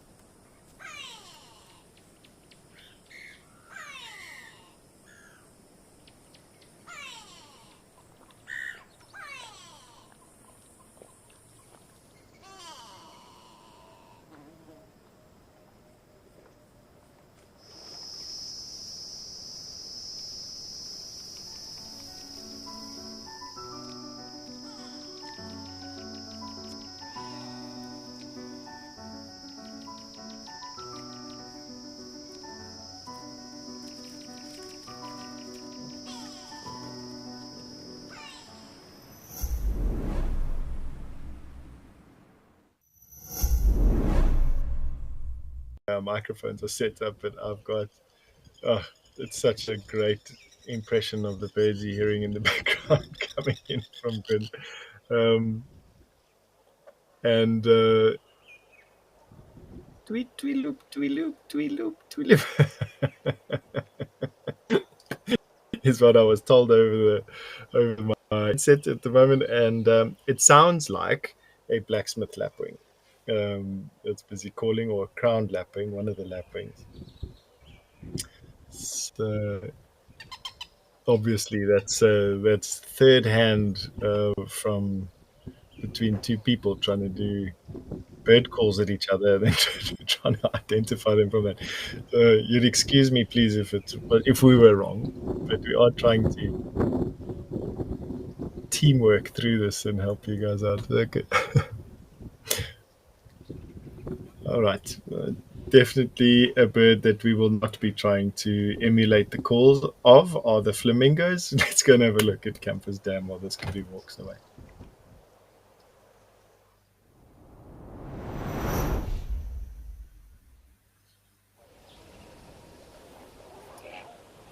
So this is our African Campus Dam feed from Kimberley. So we're still in South Africa at the moment. For those of you who are just watching the show for the first time, excuse that little burst of humor there, but it was quite funny listening to the bird calls. imitated through my headset. Um, so we've now come a couple of 100 kilometers south of Madikwe. We close to a small town city called Kimberley. And what you're looking at here is a breeding colony of lesser flamingo, which are endangered birds across the world. And I say breeding colony in the broadest word possible. The last time these birds bred here was more than 10 years ago. But we remain hopeful that they will breed again here at some point, mainly because this is one of only 7 breeding spots in the world for this species of bird, and the only one in South Africa. So we're holding thumbs that at some point we'll breed here again and contribute positively to the population statistics. And then the darker birds that you're seeing are red-knobbed coots, as do the common moorhen that you had a little bit earlier at Tau. And together these form some of the most common birds at this particular location. We're looking at a couple of hundred lesser flamingos. Really great to see. Their numbers can go up in the tens of thousands, with over 50,000 birds present during the breeding cycle. But today we have a look at many. So we've had some birds arrive overnight. They mainly change pan location nocturnally, and their numbers go from a couple of dozen to a couple of hundred.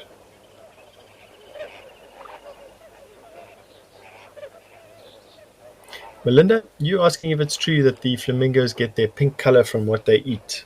100% true, Melinda. So they get it from compounds present in the food that they eat, and they eat a mixture of cyanobacteria and algae, the lesser flamingos, and they feed that from the mud and the sediment on the bottom. Just the birds there are here. It's very important to pan this from a bird conservation point of view. So,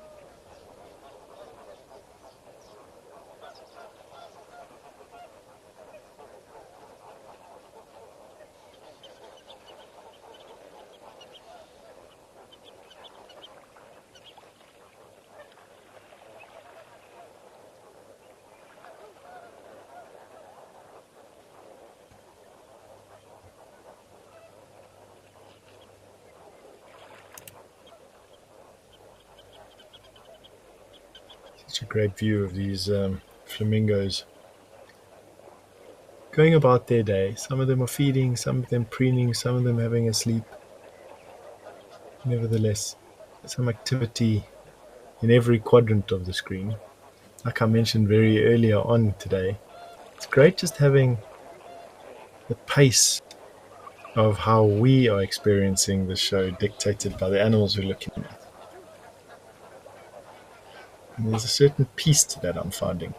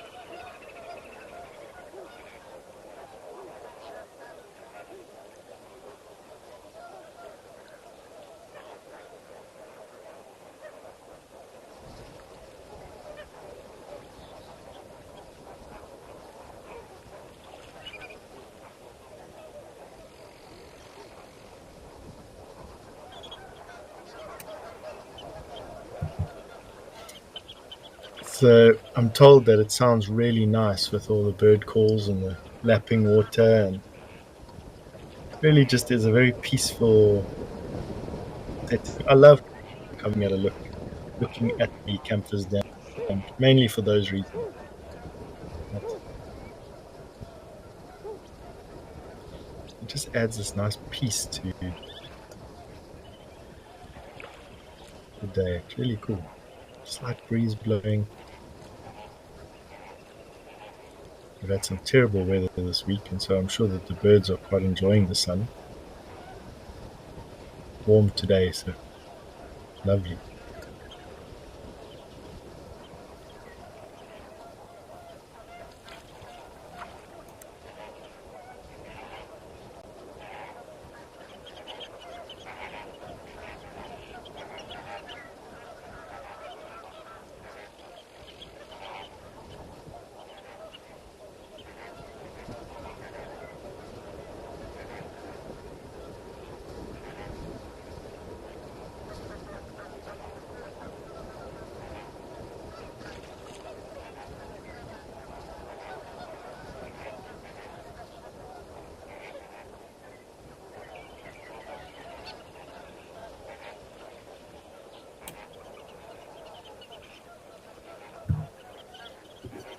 Nikki, you sent through a question a bit earlier on, or comment a bit earlier on, saying that your cat Batman is watching the WildEarth feeds quite intently, and you've just sent through another comment saying that you think that he can play with the wildlife on the TV. I'm saying it'd be interesting to imagine what Batman's thinking at the moment. I'm wondering if there's some genetic connection to his wilder ancestors. Used to have to hunt for a living.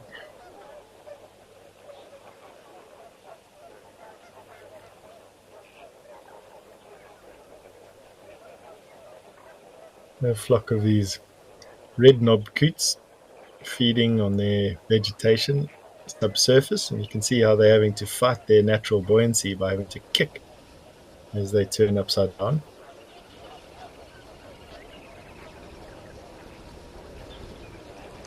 Really quite astounding at how buoyant they are. It must be great to be able to do fun when you're bobbing to the surface like this all the time.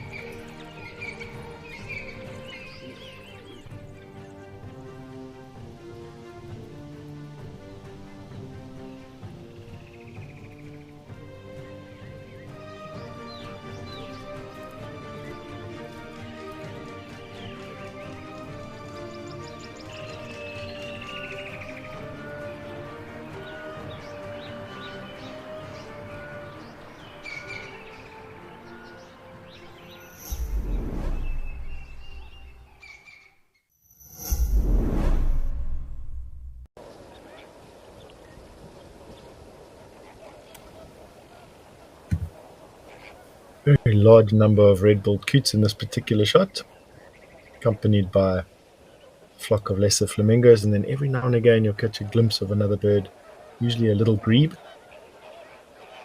The shy marsh birds hidden by the reed edges.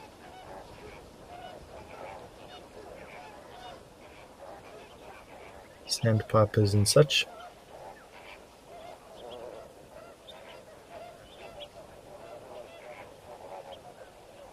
This water used to be, also it used to come and go with the wet seasons, but with the expansion of the town Kimberley, it's turned into a more permanent water source, which then attracts a lot more birds, which has really been great for it.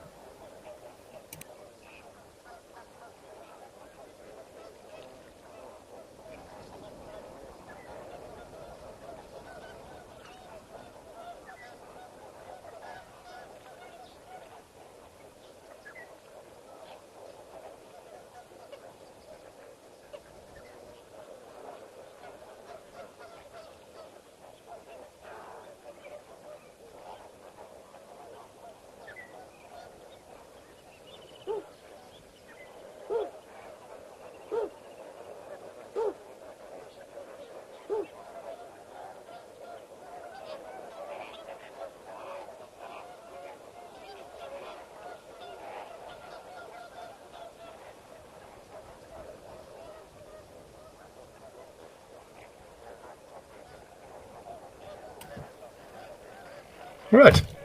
Why don't we leave these flamingos to do what they do best and go and have a look at another one of my favorite cameras, which is the African primary tiny feed up in Pilanesberg National Park.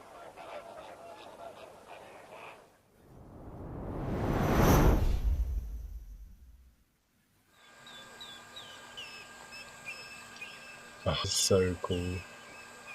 This is a very secluded water point in the Pilanesberg National Park, which is situated in an extinct volcano, also up on the Highland Plateau, with bush very close to Japan, and it gives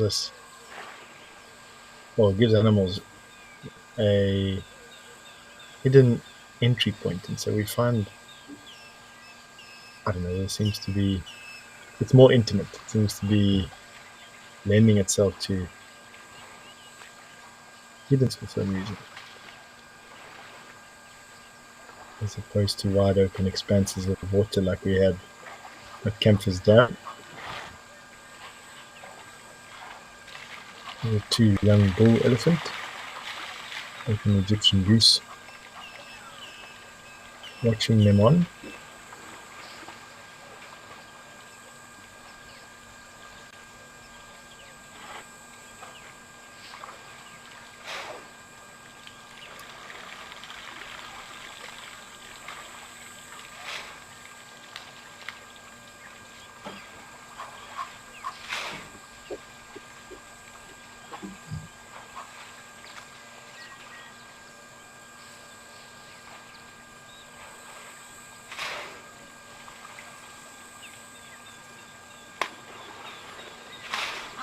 The goose couldn't take it. From the splashing from the elephant, they've now finished their drink. They're now wetting their flanks.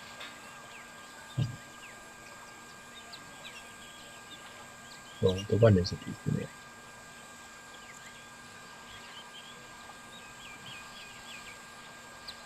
A tree that an elephant's pushed over there into the water, still growing, which is really cool. So it shows that the root system wasn't damaged. And what that'll do is allow very shy birds to fly out of the thickets adjacent to the pan into the thorns, and then come down onto the water's surface to get a drink. And would really be beneficial for helping them keep safe. And for the place that you want to try and keep a view on for the shyer birds that you don't normally see coming to drink at these pans.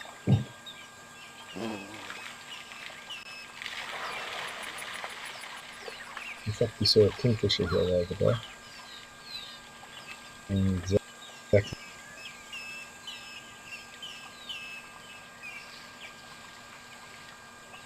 the park's sitting fairly high up into this park averages out at about 1,400 meters above sea level.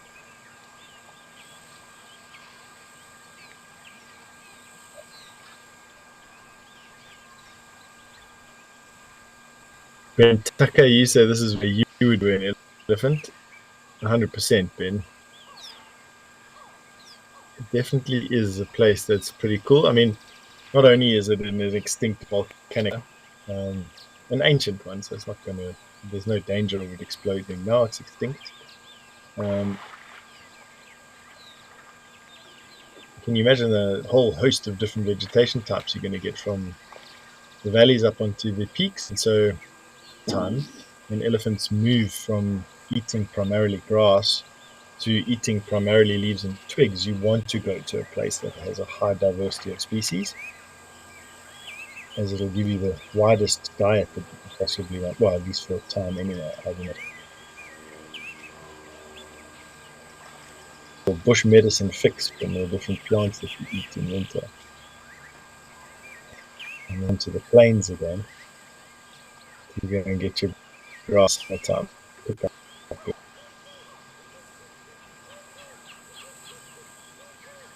And just like that. Finished with the drink and the bath. And back to the ceaseless endeavors for feeding.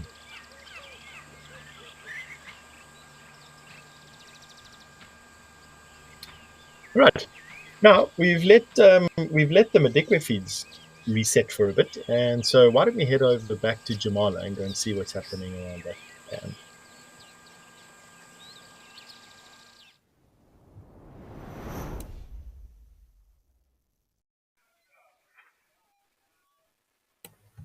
Goodness me. All right, so we've had a herd of elephant arrive in the interim, and a very red elephant ground as well.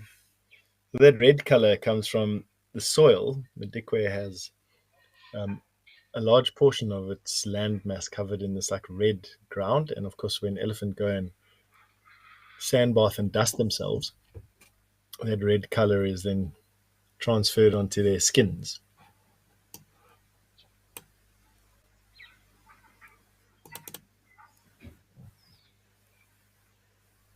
Amazing to see. It actually sticks out so much. The herd seems to have been hanging around in a portion of the park that only has grey soils, and so it has what is usually the color of these elephants, sort of a whitish, greyish color. That redhead sticks out a mile away, doesn't he?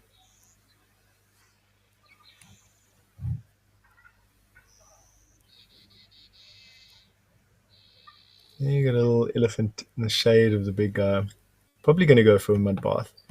Oh no, he's just standing in the shade of the bigger elephant. Often youngsters do that. There, off to the right, there where those banks are, there's a deep mud pool there, and often you see elephant wallowing there. So I'm wondering if some of these youngsters might get a little bit sick and tired of trying to beat off the older elephant for a drink and go down and have a wallow. So we just keep an eye on that youngster there and see if he goes and has a swim. It'd be pretty cool if he does.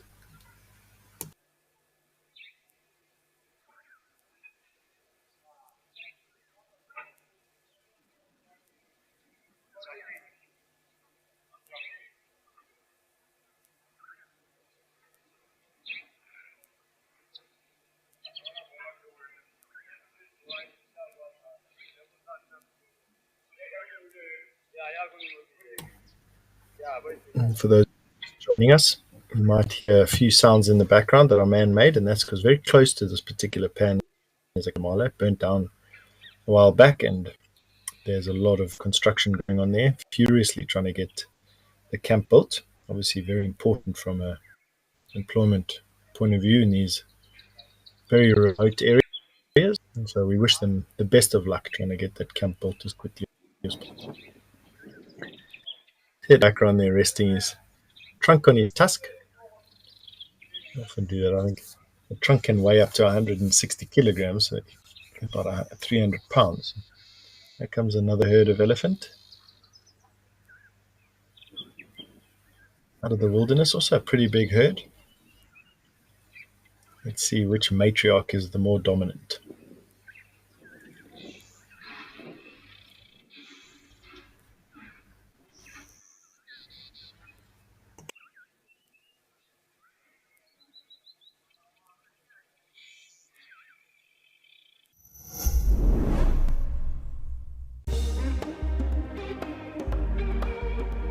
BirdLife South Africa is translating birding facts into the country's 12 official languages. Download the Birder app today. For every 12 birds logged by a South African citizen, Birder will make a donation towards this critical project. Alternatively, visit the BirdLife website to make a direct donation. Go wild, go birding with WildEarth.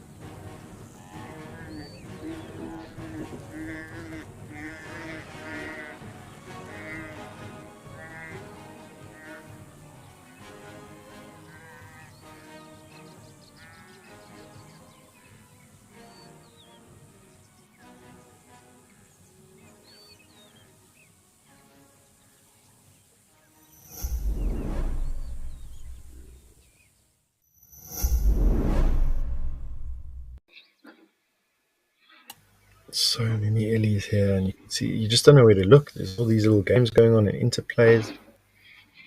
Babies getting nervous, mothers getting nervous, young bulls trying to assert themselves, matriarchs trying to assert themselves. They need to cool down, they need to hydrate. They don't need to fight. But tempers are frayed this time of the year.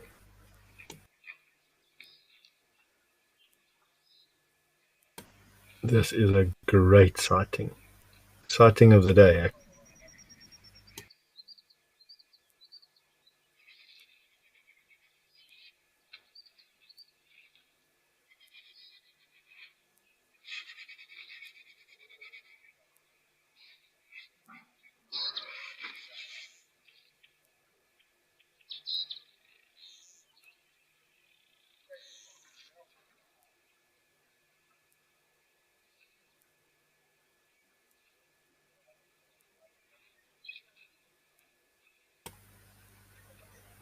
Watch those small elephant now kicking at the mud. Obviously, without the fresh water to drink that they want, they'll cool down.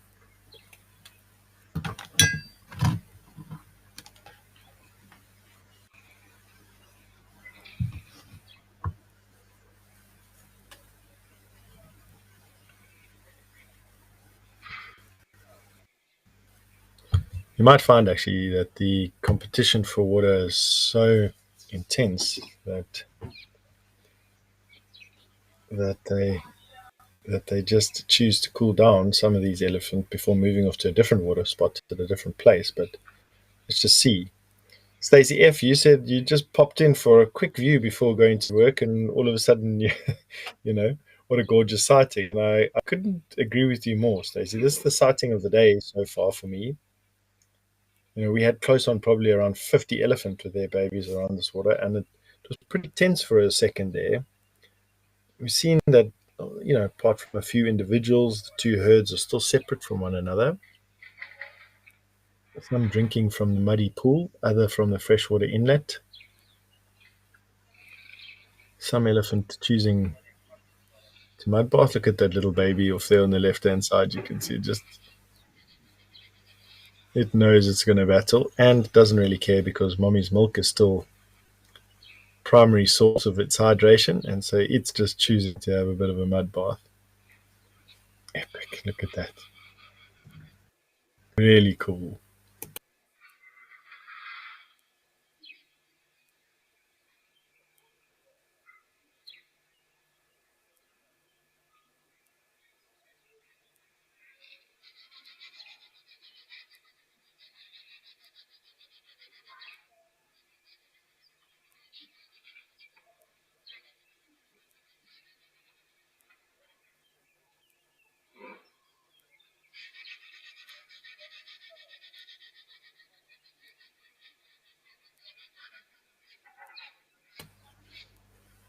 Oh, you are saying absolutely magnificent.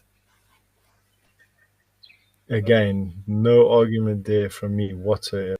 Look at this little youngster getting pushed off by this male.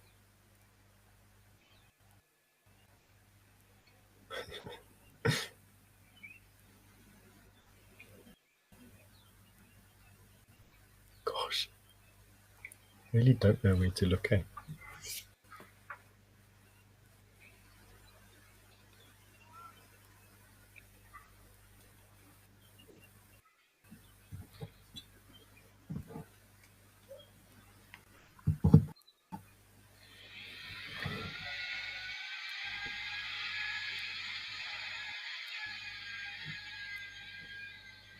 So many baby elephant as well. This herd is really healthy. You can just see the great range from youngsters, babies, that little one close to the middle there. All ranges of youngsters, even to fairly large bull elephant like that one on the left hand side. Following up.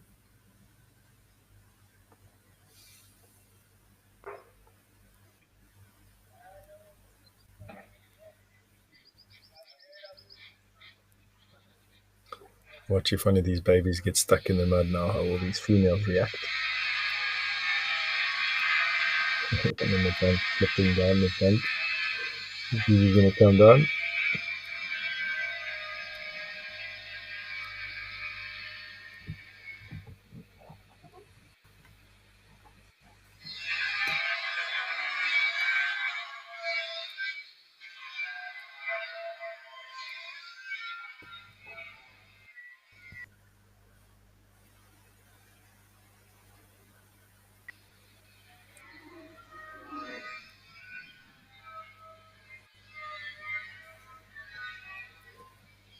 All right, so got some gremlins cropping in here and freezing the picture every now and again. So why don't we give our tech team just time to work on the picture quality and head over to Tau to go and see what's happening around there.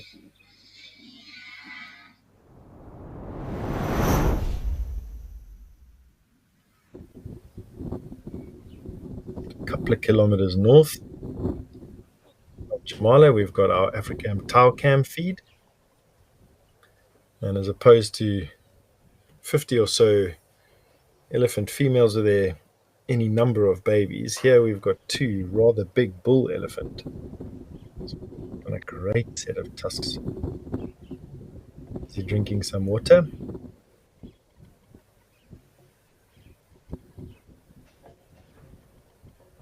Although I'm probably just waiting his turn or having a bit of a sand bath.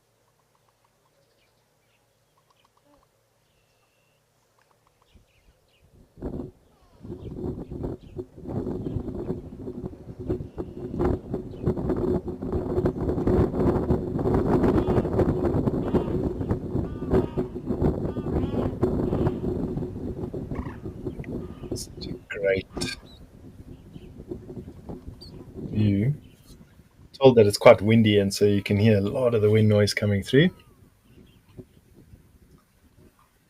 It is a time of the year where the seasons are changing, so we're moving through spring quite rapidly into our summertime. With it, we move from having a high pressure dominant system over South Africa to a low pressure dominant system in South Africa, and the swap from one to another means that this time of the year is characterized by some rather windy days, with Madikwe being no exception to that.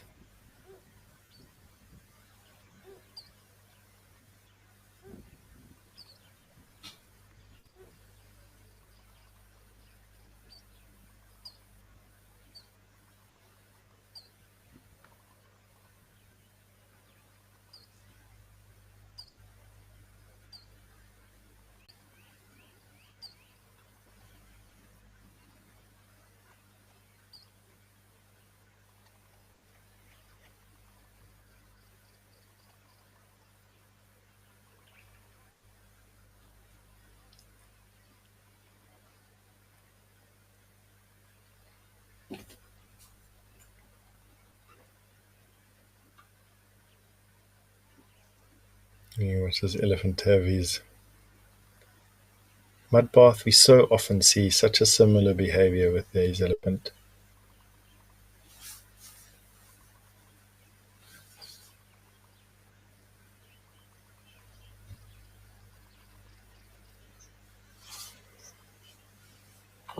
KG, you said it's first time watching and you love it so much and you don't channel surf anymore. Well, firstly, welcome, KG.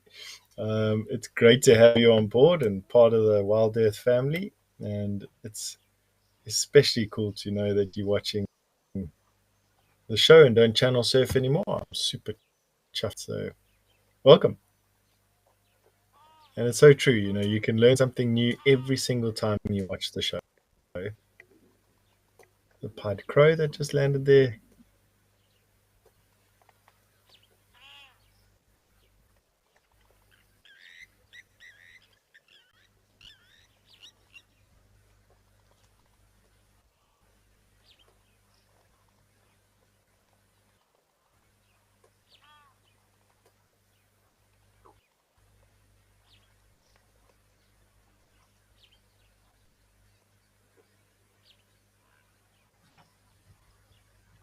The wildebeest now finished with their drink.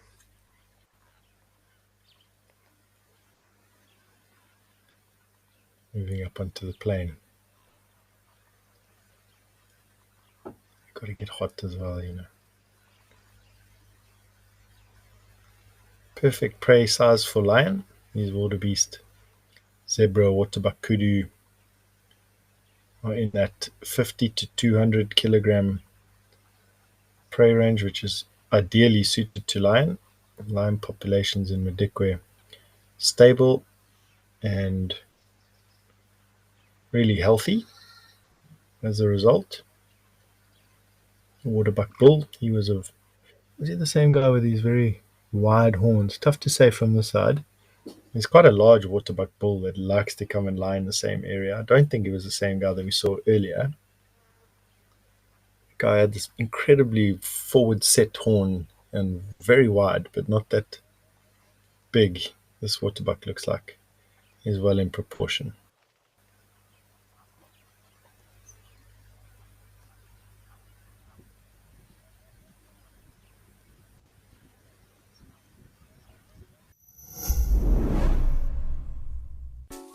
How much do you know about birds?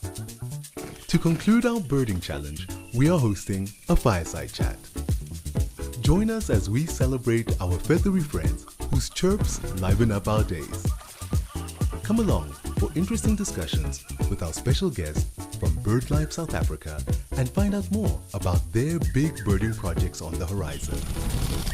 Spread your wings and soar with WildEarth.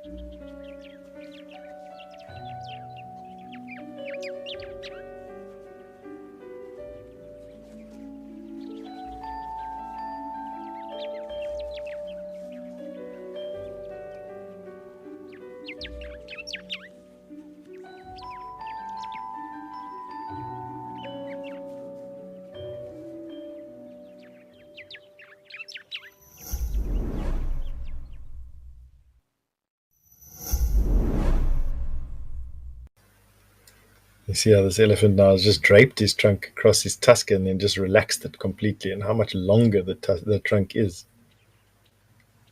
It's just such an incredible appendage, actually.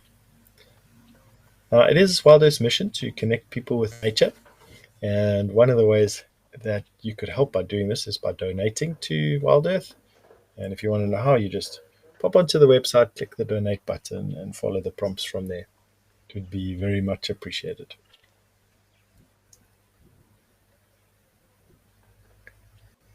He's a great looking bull elephant. It's in such fine condition. I'd say that he's probably 35 to 40 years old. He's just shaped maybe closer to 40.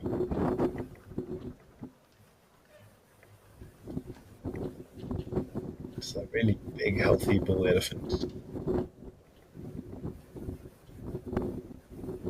In the shade that the cloud is on. Shows you how great this camera.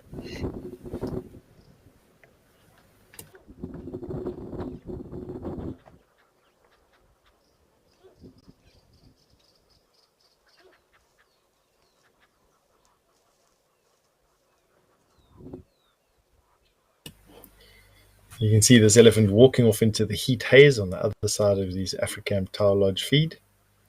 He's just had a great mud bath followed by a sand bath and drank. You can see how big this elephant bull is, even at a zoom like we've got him at the moment, which is very far. You can see how giant the tusks are from the back. This sort of back 3/4 view often gives you a perspective on how big these elephant tusks are.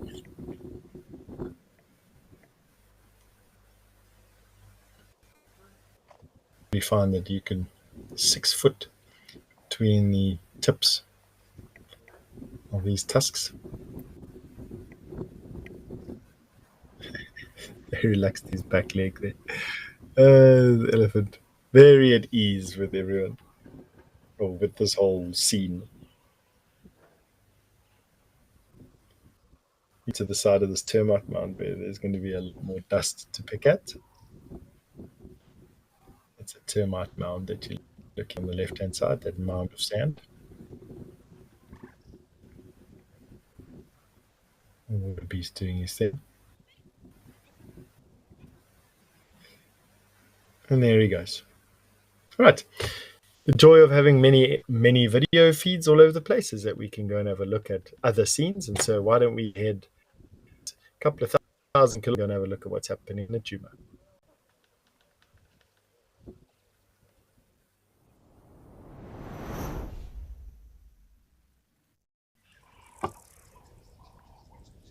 Haha. Here we've got a terrapin, or a freshwater. It's just come out of the mud and the water to get itself some sun. Just like crocodiles, they are cold-blooded and will use the environment to help them manage their metabolism and their body temperature. He just crawled out and we were lucky enough to spot him, and you can see how he's now laid out as wide as he can to get the best possible sun that he can, or she can.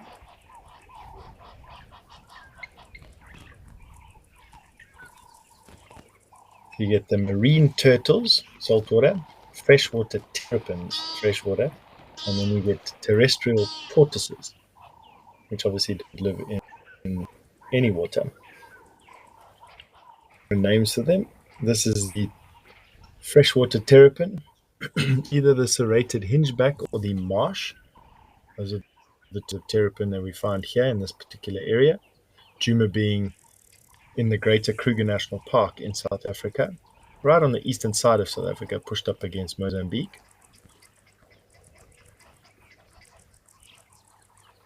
And unlike their terrestrial cousins, which are vegetarian, these guys are carnivores, preferring insects and things to grass and roots.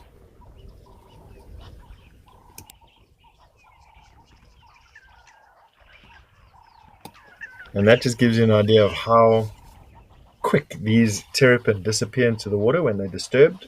very difficult to see them without a camera, actually, or a camera like this, actually. So one of the big benefits of having these webcams is that we can actually have a look at terrapins like this. To sneak up on terrapins on foot is almost impossible. They are super vigilant, and the second they perceive a threat, they dive into the water just like that and disappear. And just like that, gone.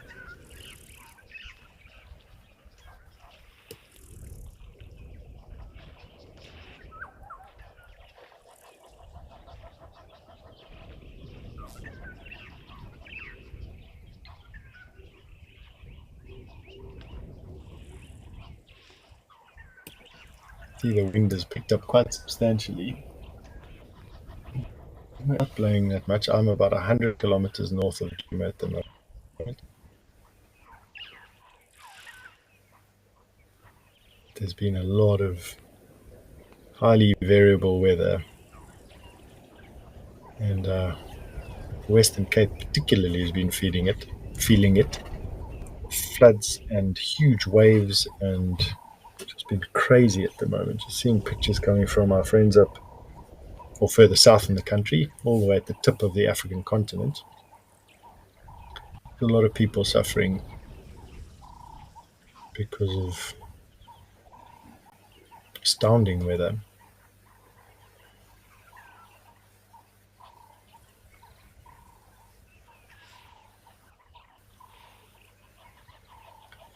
Right, we haven't yet been all the way west into Namibia National Park during this particular show, so why don't we go and have a look at what's happening there.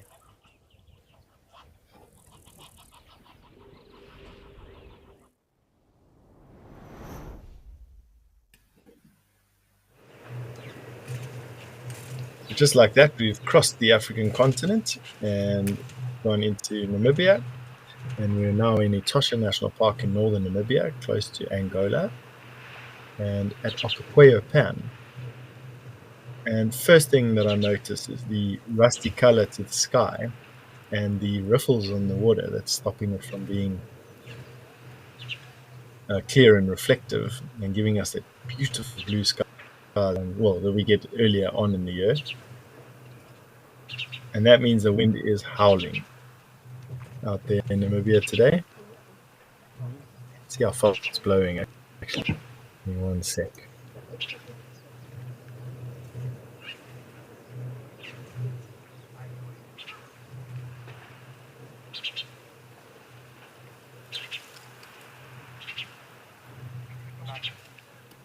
Now the wind is actually blowing at a stiff 20 kilometers per hour. Anything over 15 is gusty and blow things over. Anything above 20, well, you won't be able to sit outside easily. It'll blow books over and flower arrangements and swing your light bulb around. So, not doing anything for the diversity of animal that we used to see around the pan. So we've got the ever-present springbuck, and then there in the background we've got some zebra. I don't see any oryx yet, but that doesn't mean much. Every 20 minutes, 25 minutes or so, you'll see a different mix of animals around this particular pan at this time of the year. A lot of these animals are pretty resilient to very dry periods of the year. They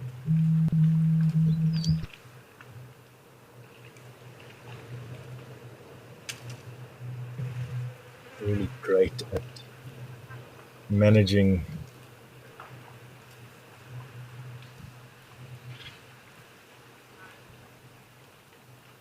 how they deal with temperature extremes, but also how they deal with the lack of surface water. This is a unique occurrence. Not unique, it's rare in a desert environment like Etosha. Etosha, though, does have these quite incredible salt springs that erupt on the edge of the salt pan. Different story completely there. Those are crazy to see. These like pools of white plaster, basically. The animals coming to drink there nonetheless, and then these elephants that spray themselves that white as ghosts. And then at the rest camps like Okakweo, they pump these pans, and the animals that come down here are just absolutely incredible. The amount and volume of animals are just off the scale.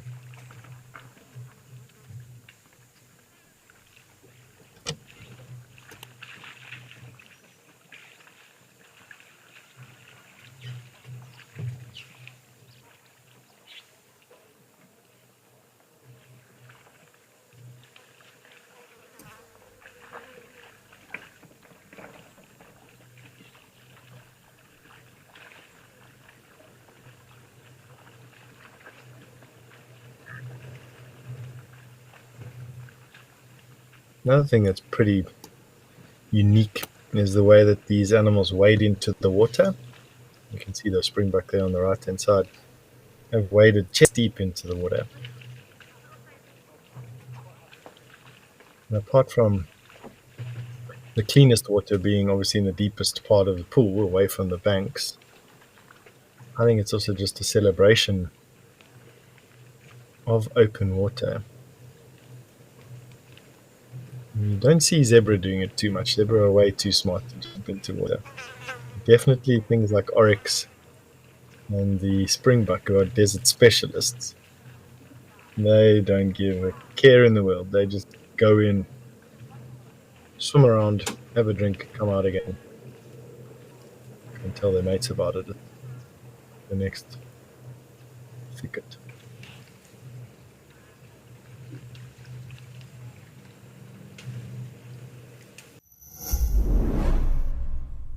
Welcome to Destination Safari.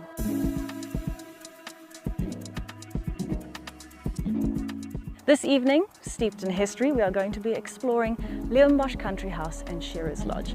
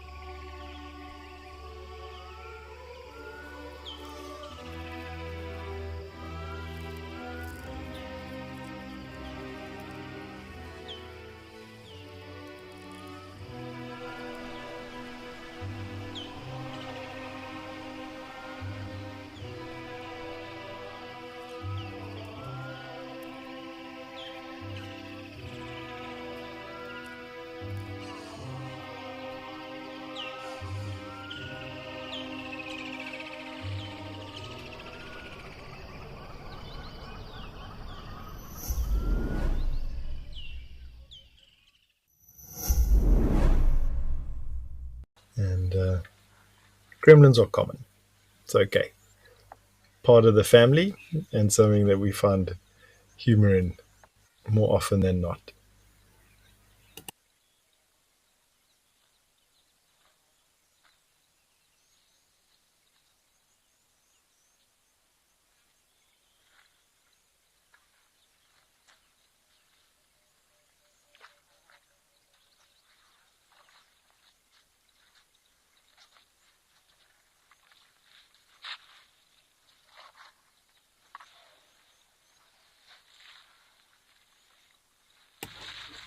Alta, you say that you miss the Waterhole so much. Um, I'm assuming that you mean the Live at the Waterhole show and that you've been otherwise occupied over the last couple of weeks or months. I apologize for that. My condolences. And then it's good to have you back. But if you're specifically referencing Africam's Rosie's Pan, I agree with you. I love Rosie's Pan. I love that high bank and the fact that there's a small little outlet there with the two rocks that guard it. And often you see birds coming down to swim at that little outlet. And then, of course, we watch elephants standing on the bank here all the time. And so I quite enjoy Rosie's Pan as well. But yeah, so I'll 100% agree with you. If you've been away for a while, I can imagine that you would have missed the waterholes. Welcome back. But if you are specifically referencing Rosie's Pan, I totally understand. I also quite enjoy Rosie's Pan. Rosie's Pan, of course, being in the Kruger National Park, Greater Kruger National Park. The difference between the two is that the Kruger National Park is made up only of state-owned land, whereas the Greater Kruger National Park is made up of state-owned land and privately owned land. But there's no fences between the two. It's just all one big open system sharing a common conservation goal.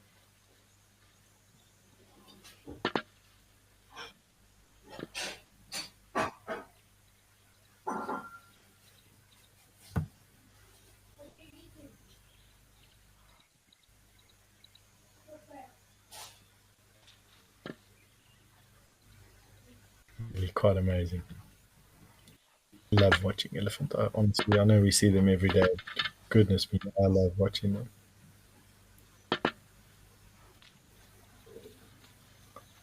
And just like that, the small little bachelor herd has decided to move on. All males, if I didn't mention that before. With that youngster there in the background, I wouldn't imagine they're too far away from a breeding herd of elephant.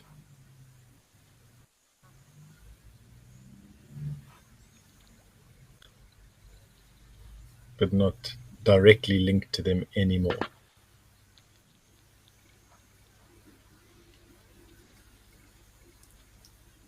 Quickly, these at least cover some distance.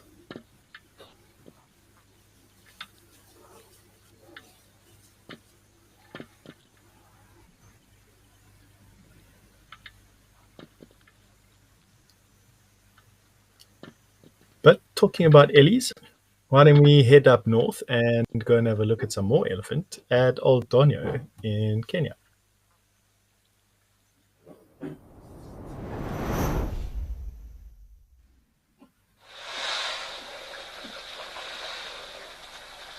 Gosh, the elephant around this particular plan are enormous.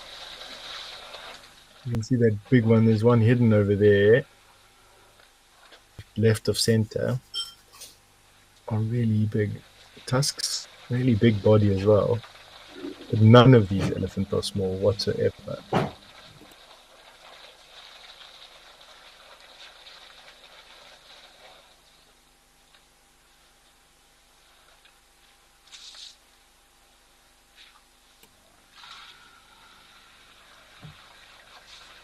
See, this particular elephant's got lovely symmetrical tusks. Actually, the two on the right hand side here. I'm just waiting for the big boy at the back there to show himself properly to us, but I think he's the most magnificent of the four that we're seeing now.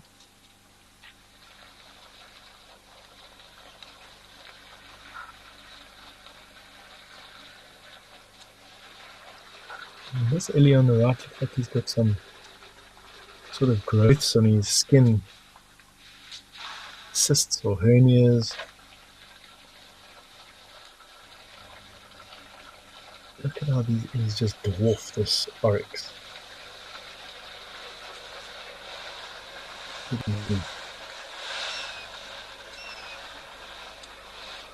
Giant.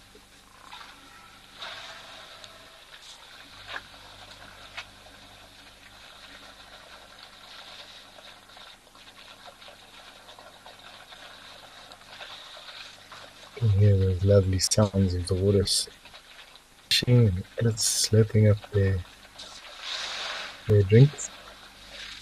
Big guys like us will be drinking 2 liters each day.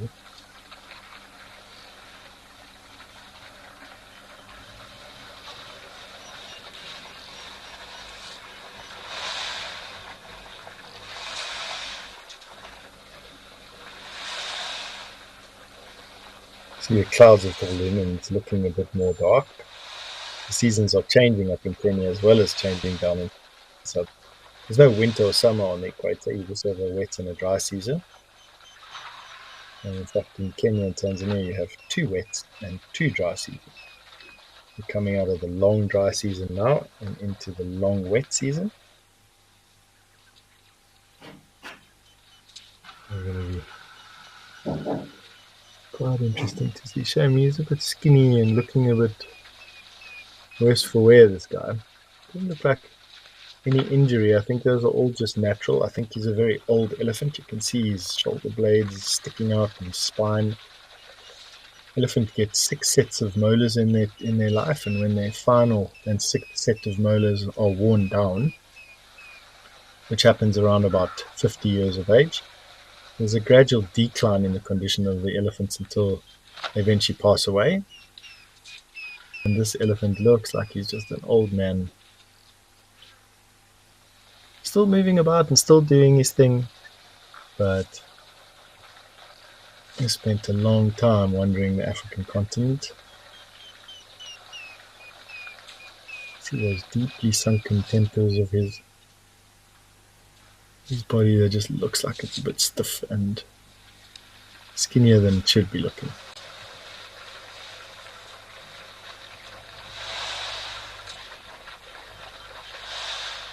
Big respect for you, old man. Must have seen the most amazing things in your life.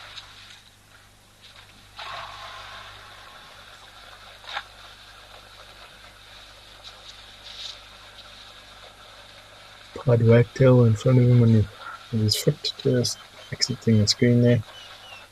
And some fringed oryx in the background, complementing the view absolutely.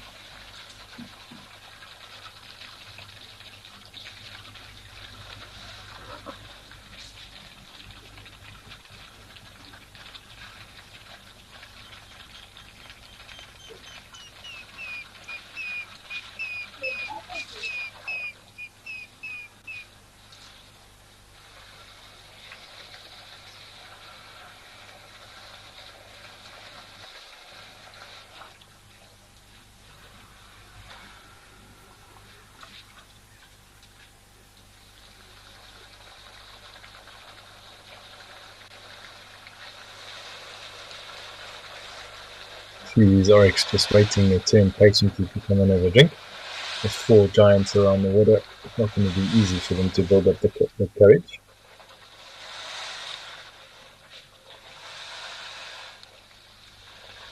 Lewu, thank you for your comment. You said that this Live at the Waterhole show is your favorite show on WildEarth by far. I must agree with you. I also enjoy it. I enjoy the fact that you can swap over from one camera feed to another. Also, not have any impact on the animals we're busy watching. You know, these cameras, they're moving around and they're zooming in and out, but nothing seems to hear or see it at all. And it just itself is an opportunity to really closely watch these animals doing what they would be doing without any human intervention. The elephant at the back there, I don't think I've ever seen him on the show before, talking about the Waterhole show. Really big tusks that are quite narrow and close together. Quite remarkable in that particular sense. I haven't seen that. So he's new to me on the show. You may have seen him if you watch the show a little bit more regularly that I'm on the show. My colleagues may have seen him as well. What is quite special about this particular camera feed at Oldonyo in Kenya is that we very rarely see female elephants. The males got massive cap. One in the center of the screen. It seems like an area where elephant herds are not that common. Very similar to Savuti in Botswana, where you also see a superabundance of male elephant and not very many herds of elephant, not very many females. They tend to stick to the adjacent Linyanti swamp.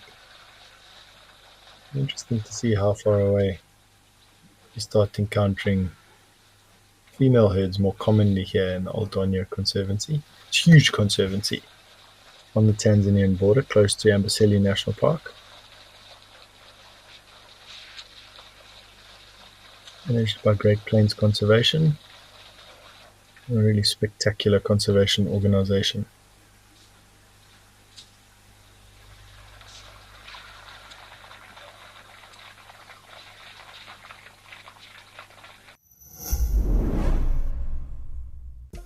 Attention all WildEarth fans.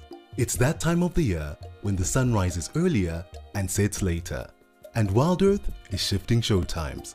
From October, Live at the Waterhole and our daily sunrise safari are moving an hour earlier, and our daily sunset safari is moving half an hour later. Don't miss a moment. WildEarth, it's in your nature.